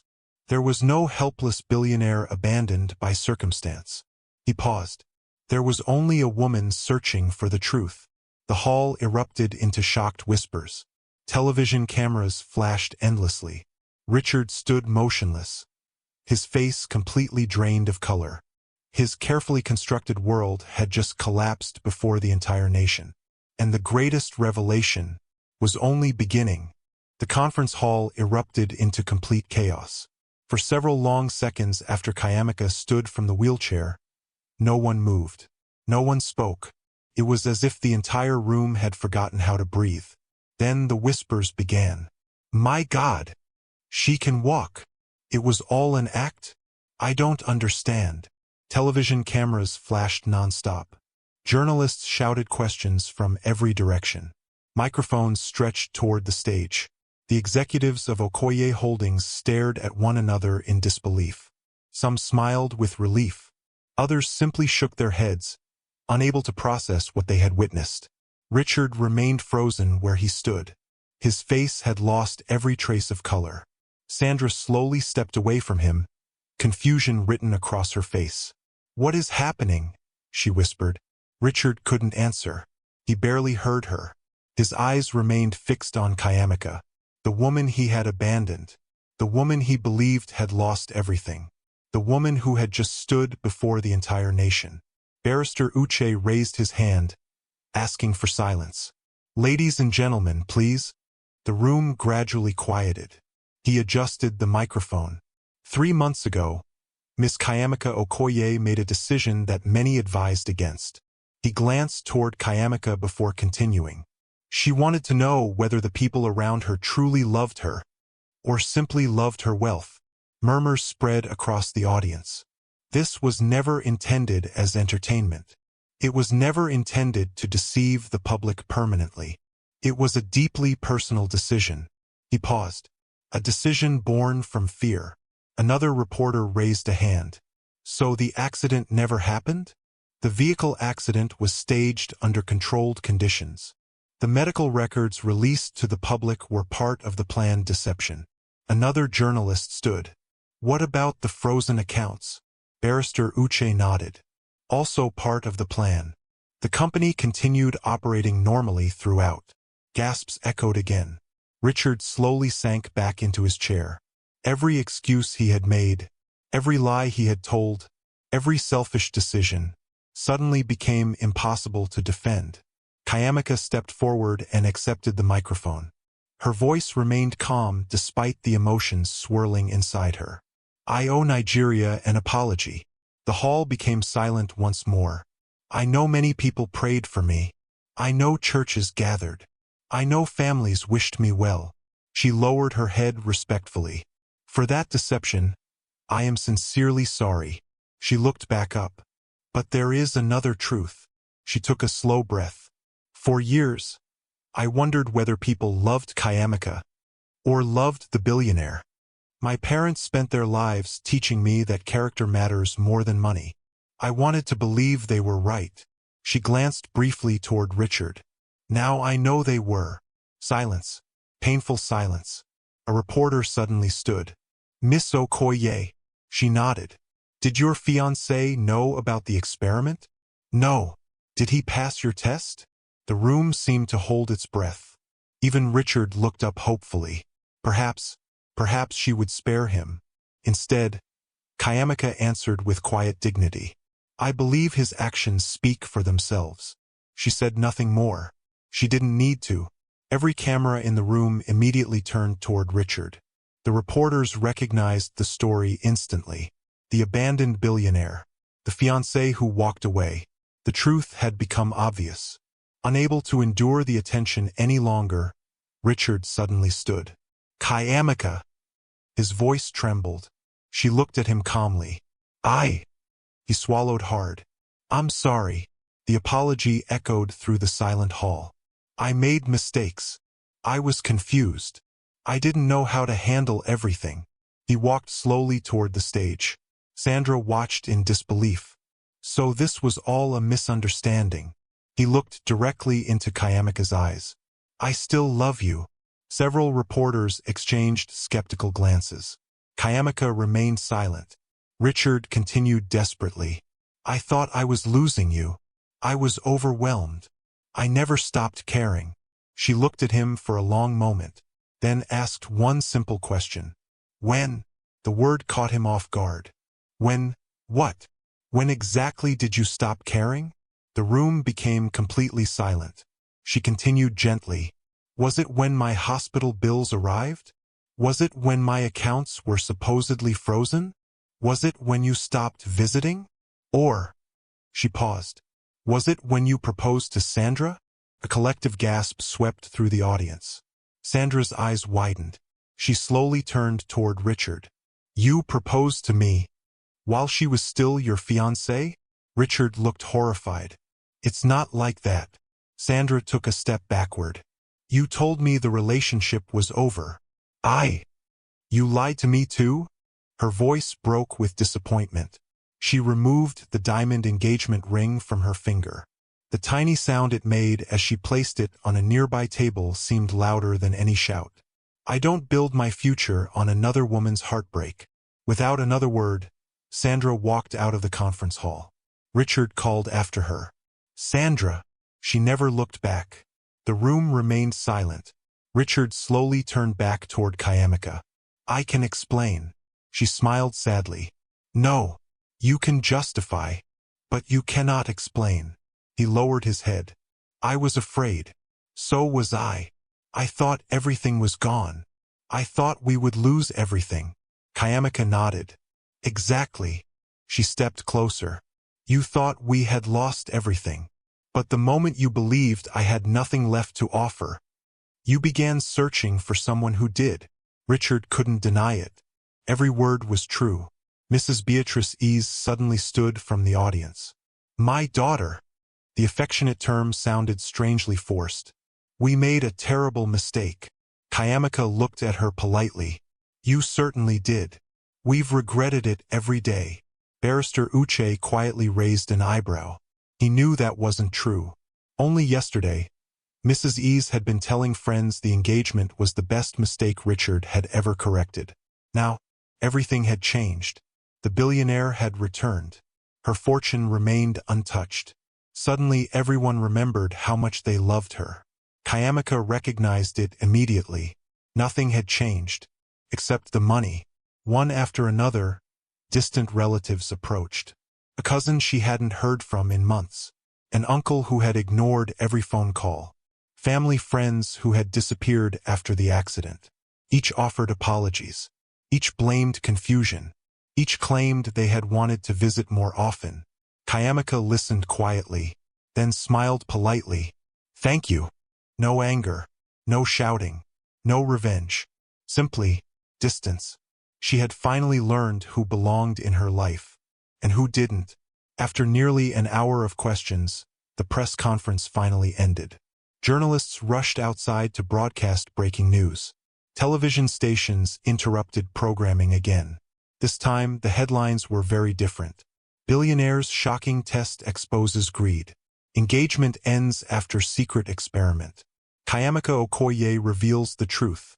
Within minutes, social media exploded. Some praised her courage. Others criticized the deception. Many debated whether the experiment had been ethical. But almost everyone agreed on one thing. Richard had failed. Spectacularly. As the conference hall slowly emptied, Kayamika stood quietly near the stage. She expected to feel victorious. Instead, she felt empty. Mama Ngozi approached. "My daughter." Kayamika forced a smile. "It's over." "Yes. You proved what you needed to prove." She nodded. "But why doesn't it feel like I won?" Mama Ngozi gently squeezed her shoulder. "Because the greatest victories often come with painful losses." Kayamika looked around the nearly empty hall, then suddenly asked, "Where's Emeka?" Mama Ngozi hesitated. "I haven't seen him." "What do you mean?" "He didn't come." Barrister Uche joined them. "Our investigators couldn't find him." Her heartbeat quickened. "What about the mansion?" "He collected his final salary. And he resigned." She stared at him. "When?" "The day before today's announcement." The words hit her like a physical blow. "No." "He thought you no longer needed him." Barrister Uche nodded. "We believe so." "He left without telling anyone where he was going." That evening, Kayamika returned to her mansion for the first time in months. The enormous gates slowly opened. The fountains sparkled. Luxury vehicles remained parked neatly in the driveway. Everything looked exactly as she had left it. Yet somehow, nothing felt the same. The servants lined up to welcome her home. "Welcome back, madam." She smiled gratefully. "Thank you." As she walked through the familiar corridors, memories flooded back. The grand staircase, the crystal chandeliers, the enormous living room. Everything that had once represented comfort now felt strangely lonely. She found herself walking instinctively toward the kitchen. The room was spotless. Another cook had already replaced Emeka. His apron was gone. His favorite wooden spoon was gone. Even the small radio he always listened to while cooking had disappeared. Only silence remained. She slowly ran her fingers across the kitchen counter. "He really left." Mama Ngozi nodded sadly. "He didn't even wait to hear whether I recovered. He believed you would." Kayamika closed her eyes. "He deserved the truth. You were going to tell him. I should have done it sooner." Later that night, unable to sleep, she entered her father's old study. The room had remained untouched since his death. His books still filled the shelves. His favorite leather chair still faced the large mahogany desk. On the wall hung a framed photograph of her parents smiling during the opening ceremony of their first construction project. She sat quietly beneath the portrait. "I found the truth, Daddy." Her voice echoed softly through the room. "I know who truly loved me." A tear rolled down her cheek. "But now," she smiled sadly, "I don't know where he is." She remembered every sacrifice Emeka had made. Selling his motorcycle, selling his laptop, selling his father's wristwatch, working 2 jobs, skipping meals, paying hospital bills he believed were real, encouraging her every single day, never asking for anything, never expecting anything. The realization became painfully clear. She had spent months testing everyone else's love. Yet she had never considered what her deception might cost the one person who had genuinely cared. She stood and walked toward the large window overlooking the lights of Enugu. Somewhere out there, the humble cook who had quietly changed her heart was beginning a new chapter of his own life. He probably believed she no longer needed him. He probably thought she would return to her wealthy world and forget he had ever existed. He couldn't have been more wrong. Kayamika rested one hand against the cool glass. "No matter how long it takes," she whispered into the night, "I will find you." The billionaire had uncovered every lie surrounding her life. Now, she had only one mission left. Not to rebuild a business. Not to recover a fortune. but to search every corner of Enugu until she found the man whose kindness had taught her the true meaning of love. And this time, there would be no disguises, no lies, no tests, only the truth. The morning after the press conference, Enugu woke up to one story. Every newspaper carried Kayamika Okoye's photograph on its front page. Some showed her sitting in the wheelchair. Others captured the exact moment she stood before the stunned crowd. Television stations replayed the footage every hour. Radio presenters debated whether her experiment had been brilliant or reckless. Social media was flooded with opinions. Some called her courageous. Others criticized the deception. But amid all the arguments, one detail captured the public's imagination more than anything else: the mysterious cook. People wanted to know who the humble young man was who had sold everything he owned to care for a woman he believed had become disabled and penniless. His name wasn't mentioned publicly. Neither was his photograph. Only Kayamika, Mama Ngozi, Barrister Uche, and Dr. Hassan knew his identity. And Kayamika intended to keep it that way. The last thing Emeka deserved was unwanted publicity. He had sacrificed out of love, not for recognition. Inside her office at Okoye Holdings, Kayamika stared at the city through the floor-to-ceiling windows. It had been almost 4 months since she last sat behind the massive mahogany desk that had belonged to her father. Everything looked exactly as she remembered. The shelves filled with awards, the framed photographs of completed projects, the leather chairs, the polished wooden floors. Yet something inside her had changed forever. She no longer looked at success the same way. A gentle knock interrupted her thoughts. "Come in." Barrister Uche entered carrying a thick file. "I have reports from our investigators." Her heart quickened. "Did they find him?" The lawyer nodded. "Not immediately, but eventually." He placed the file on her desk. "They did."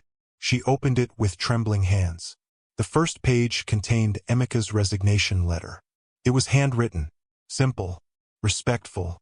"Thank you for the opportunity to work in your home. I sincerely appreciate every kindness shown to me during my time there. Please forgive me if I ever fell short of expectations. I wish Miss Kayamika a complete recovery and a peaceful future. No complaints, no bitterness, no mention of everything he had sacrificed. Only gratitude." Her eyes filled with tears. "He didn't even tell anyone goodbye." Barrister Uche shook his head. "He left quietly." She turned to the next page. Photographs. Emeka leaving the mansion with a single travel bag. Boarding a public bus. Later arriving at a modest roadside restaurant on the outskirts of Enugu. A handwritten note accompanied the pictures. Current employment: cook at Mama Nkechi's kitchen. She looked up. Why would he take another cooking job? He needed steady income. What about his mother? The surgery was successful. Relief washed over her. Thank God. Barrister Uche smiled. He paid every hospital bill. Her smile faded. By selling almost everything he owned. The lawyer nodded. I'm afraid so. An hour later, Kayamika drove herself through Enugu for the first time in months. She refused a convoy. She refused security escorts. Only Mama Ngozi sat beside her. The luxury SUV moved slowly through familiar streets. Traffic lights, market stalls, roadside mechanics. Everything seemed different now. Perhaps because she had finally learned to notice people she once hurried past. After almost 40 minutes, they entered a quieter neighborhood near Abakba. The elegant buildings of Independence layout gave way to simpler homes and busy local businesses. Barrister Uche's directions led them to a modest restaurant painted bright yellow. A hand-painted sign hung above the entrance. Mama Nkechi's kitchen. No marble floors. No luxury decor. Plastic chairs. Metal tables. The aroma of jollof rice, pepper soup, and grilled fish drifted into the street. Kayamika turned off the engine. Her heart pounded so loudly she could hear it. What if he refuses to see me? She whispered. Mama Ngozi gently squeezed her hand. Then at least you'll know you tried. Inside the restaurant, lunchtime customers filled almost every table. Construction workers laughed together over bowls of egusi soup. Taxi drivers discussed football. University students shared plates of fried rice. Nobody paid attention as Kayamika quietly entered wearing a simple blue dress and sunglasses. She scanned the room. No sign of him. Then she heard a familiar voice from the kitchen. 2 more plates of pounded yam. Her heart skipped. She slowly walked toward the serving counter. The kitchen door swung open. And there he was, Emeka. He looked thinner than before. His once neatly trimmed beard had grown slightly. His shirt sleeves were rolled to his elbows. A white apron covered his clothes. He carried 2 steaming plates toward a waiting customer. For a brief moment, neither of them moved. Emeka froze. The plates nearly slipped from his hands. Ch. He couldn't finish her name. He quickly delivered the food before returning. They stood only a few feet apart. Neither spoke. Finally, Emeka smiled politely. Good afternoon. His calmness surprised her. I found you. I can see that. May we talk? He glanced around the crowded restaurant. My shift ends in 30 minutes. I'll wait. He nodded once. Thank you. Then he quietly returned to work. For the next 30 minutes, Kayamika sat silently in a corner. She watched him move effortlessly around the kitchen, greeting customers, preparing meals, helping younger staff, smiling despite obvious exhaustion. Exactly the same man she remembered. Not once did he complain. Not once did he appear resentful. When the lunch rush finally ended, he removed his apron and approached her table. There's a small park nearby. She nodded. I'd like that. They walked in silence beneath the shade of large mango trees. Children played football in an open field nearby. An elderly man sold roasted corn beside the roadside. The afternoon breeze carried the scent of fresh rain. Eventually they reached a quiet wooden bench. Neither seemed eager to speak first. Finally Kayamika broke the silence. You resigned. Yes. Why? He looked toward the children playing. I thought my work was finished. She lowered her eyes. You never even said goodbye. He smiled faintly. I don't enjoy long farewells. Another silence settled between them, this one heavier than the first. At last, Kayamika reached into her handbag and removed a large envelope. She placed it gently on the bench between them. Emeka looked at it curiously. What's this? Please open it. He hesitated before doing so. Inside was a bank draft. The amount covered every naira he had spent. His motorcycle, his laptop, his father's watch, the hospital bills, additional compensation. His eyes widened. No. He immediately closed the envelope. I can't accept this. She pushed it back toward him. It's yours. It isn't. You sacrificed everything because of me. I chose to. Please. He slowly shook his head. I didn't help you because I expected repayment. I know. Then why? She looked directly into his eyes. Because it's the right thing. He smiled gently. The right thing was helping someone who needed help. He carefully placed the envelope back into her handbag. I've already been rewarded. She looked confused. How? I slept peacefully every night. Tears filled Kayamika's eyes. Emeka. There are things you don't know. He nodded. I suspected that. You did. He looked at her calmly. Something never made sense. What? The hospital. She frowned. What about it? The bills were unusually high. The lawyers always seemed strangely calm. The doctors never looked worried. He smiled softly. I knew something was missing. She took a deep breath. Then let me tell you everything. For the next hour, Kayamika told him the entire story. Her loneliness, her fear, Mama Ngozi's advice, the staged accident, the wheelchair, the fake financial collapse, the purpose behind the experiment. She admitted every lie, every deception, every hidden truth. When she finally finished, silence returned. Emeka stared at the ground, neither angry nor smiling, simply thinking. After several minutes, he finally spoke. So, the hospital bills weren't real. She nodded slowly. The treatment. I was never actually paralyzed. He closed his eyes briefly. My motorcycle. She couldn't answer.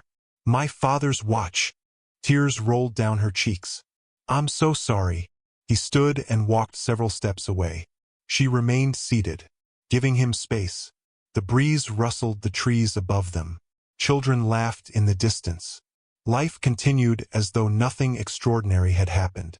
Finally, Emeka turned back toward her. I won't lie. She looked up. That hurts. I know. I feel foolish. You aren't. I believed every word. So did everyone else. He smiled sadly. Everyone else didn't sell their father's watch. Those words pierced her heart. She covered her face as sobs escaped her. I never wanted this. I know. I wanted to test Richard. I know. I never imagined. She looked at him through tears. That I'd hurt the one person who truly cared. Emeka slowly returned to the bench. He sat beside her without speaking. After several quiet moments, he gently handed her his handkerchief. You cry too much. She laughed weakly through her tears. You used to say that. I still mean it. She wiped her eyes. I don't deserve your kindness. He looked at her thoughtfully. Perhaps not. Her heart sank. Then he smiled. But kindness isn't earned. It's given. She stared at him, unable to believe what she had just heard. You forgive me? He looked toward the setting sun.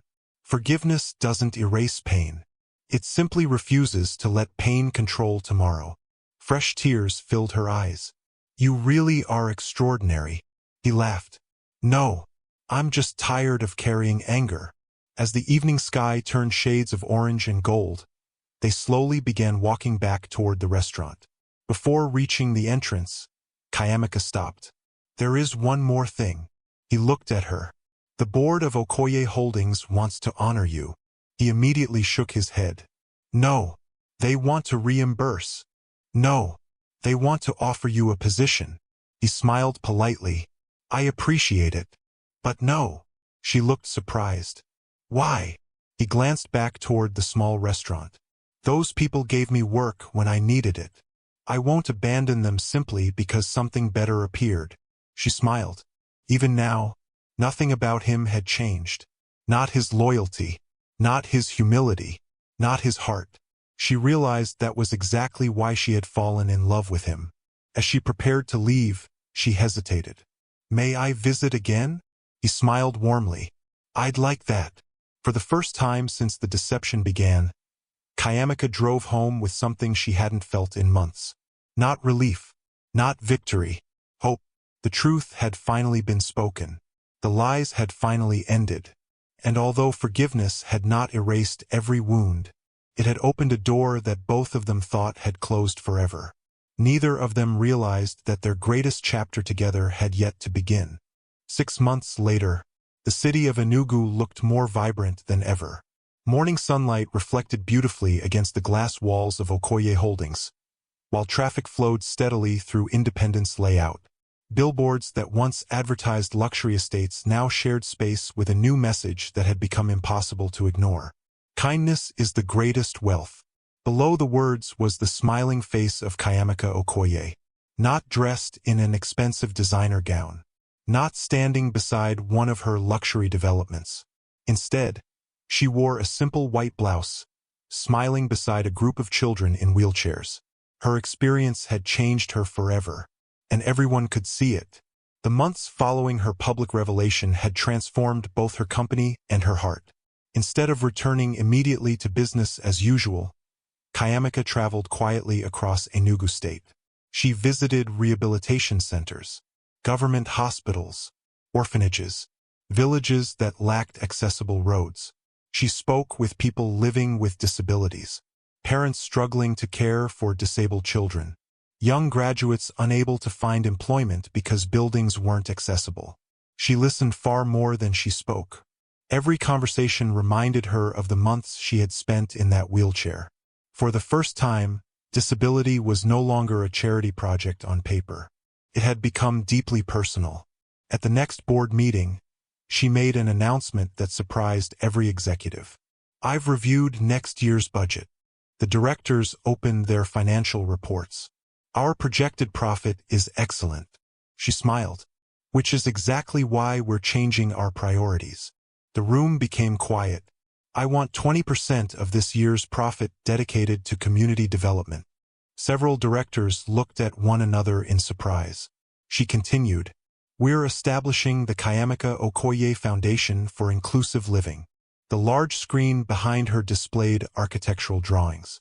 Modern rehabilitation hospitals, accessible schools, affordable housing designed for people with disabilities, vocational training centers, scholarship programs, employment initiatives. Board member after board member slowly began applauding.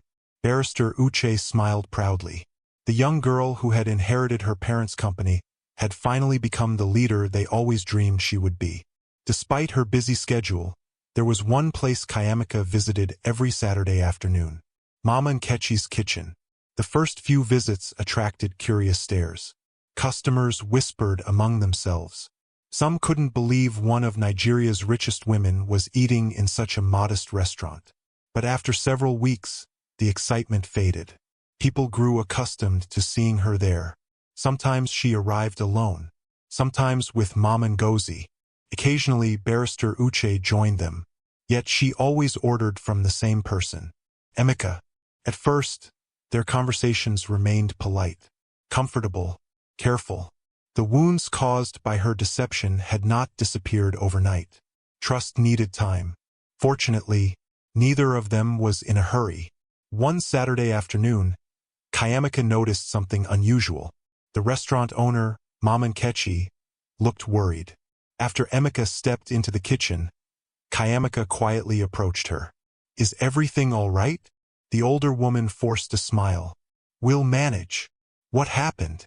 She hesitated before answering. The landlord wants to sell the building. When? Next month. And then? Mama Nkechi sighed. I don't know. We've rented this place for almost 18 years. Finding another location won't be easy. Kayamika looked around the restaurant. Families laughed together. Workers enjoyed lunch. Students shared meals. The small business supported 12 employees. Closing it would affect many lives. She quietly nodded. I understand. She said nothing else. The following Monday, Barrister Uche entered Kayamika's office carrying several property files. You asked me to investigate. She smiled. I did. The restaurant building belongs to an elderly couple. They're retiring. They've already listed it for sale. She opened the file. Can we buy it? Immediately. She looked up. Good. But. The lawyer smiled knowingly. I suspect you have another idea. I do. 3 days later, Mama Nkechi received an unexpected invitation to Okoye Holdings. She arrived nervously, believing she had somehow offended the billionaire. Instead, Kayamika welcomed her warmly. Please sit. The older woman obeyed cautiously. I've heard about your lease. Mama Nkechi lowered her eyes. I was embarrassed to mention it. You don't have to be. Kayamika slid several documents across the desk. I purchased the property yesterday. Mama Nkechi's eyes widened. You? What? The building now belongs to my foundation. Tears immediately filled the older woman's eyes. I don't understand. You've spent 18 years feeding this community. You've given young people jobs. You gave someone I care deeply about an opportunity when he needed one. She smiled. So I'd like to return the kindness. Mama Nkechi struggled to speak. What does this mean? It means. Kayamika smiled. You'll never pay rent again. The older woman burst into tears. She stood and hugged Kayamika tightly. God bless you. No. Kayamika smiled through her own tears. He already has. Meanwhile, Richard Ease's life had taken a very different direction. The engagement scandal had destroyed his reputation. Several business partnerships quietly ended. Sandra refused every attempt to contact her. Even his mother rarely discussed the failed relationship anymore. One afternoon, Richard sat alone inside a quiet cafe reading another newspaper article about Kayamika's foundation. The headline read, From Test to Transformation. Billionaire changes thousands of lives. He slowly folded the newspaper. For the first time in his life, he understood that the greatest thing he had lost wasn't Kayamika's fortune. It was Kayamika herself. A fortune could be earned again. A woman with that kind of heart could never be replaced. One evening, Emika accompanied Kayamika to inspect one of the foundation's new rehabilitation centers. Construction workers moved busily across the site.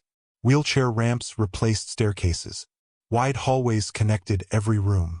Therapy gardens surrounded the buildings. Emika looked genuinely impressed. "You thought of everything."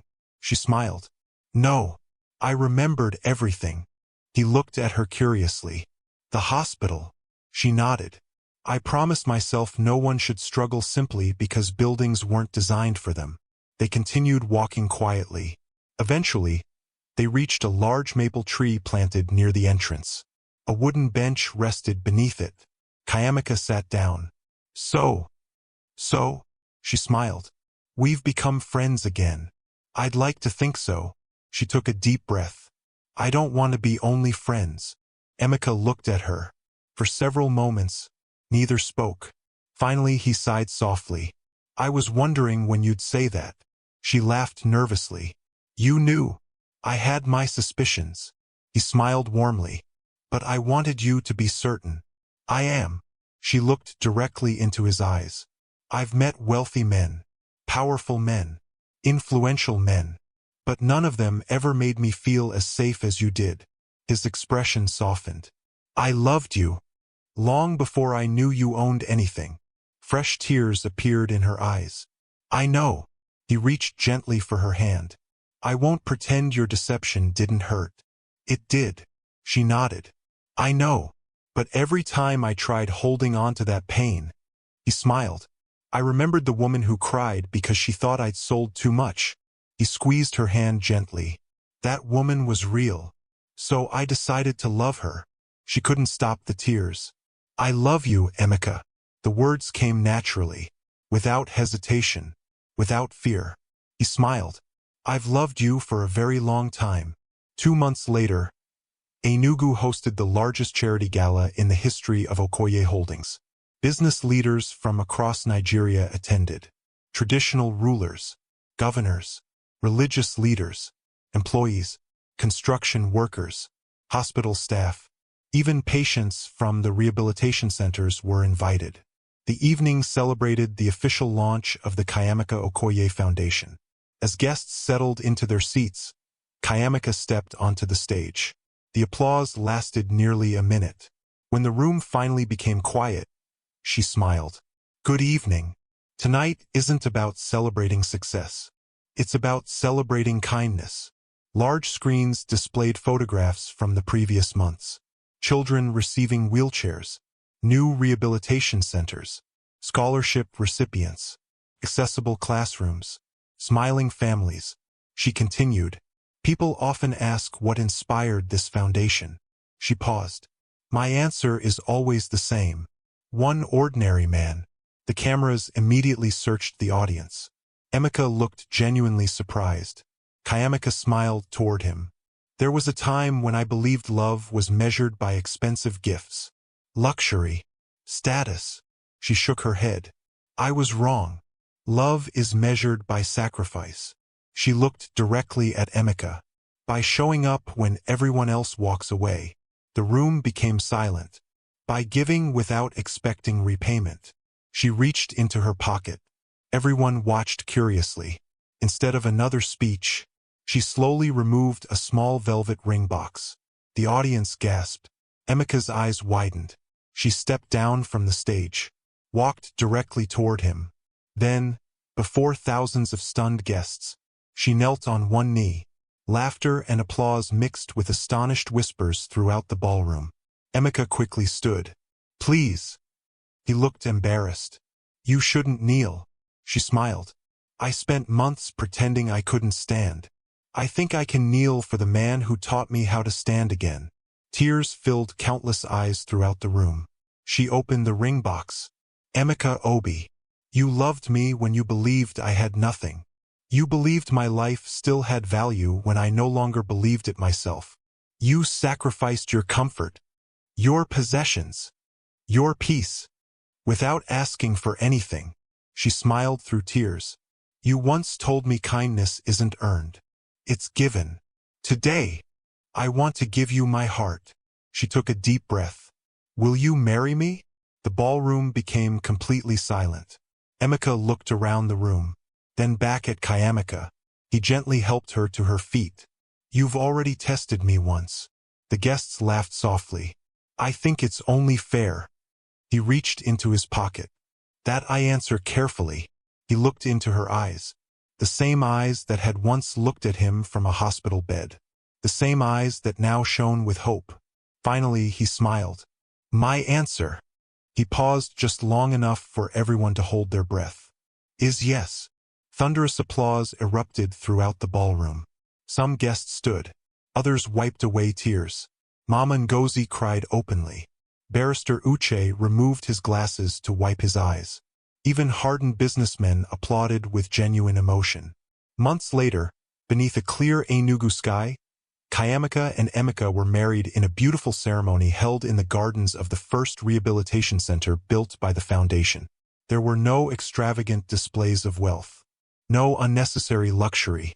The guest list included hospital nurses, cleaners, construction workers, cooks, security guards, foundation volunteers, children from orphanages, and people whose lives had been touched by kindness.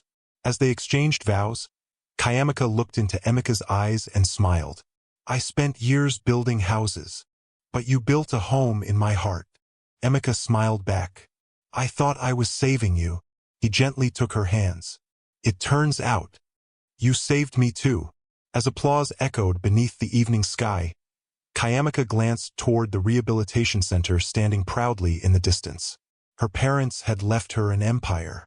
Life had given her a painful lesson. But love had given her something far greater than billions of naira. It had given her a partner whose wealth could never be measured by a bank account. For the greatest treasure she had ever discovered wasn't hidden in luxury estates, investment portfolios, or company profits. It was found in the quiet heart of a humble cook who had chosen compassion over convenience, sacrifice over comfort, and love over every temptation the world could offer. And together, hand in hand, they walked into a future built not on riches, but on kindness. Thanks for watching. If you enjoy the story, please subscribe to this channel and tell us where you are watching from.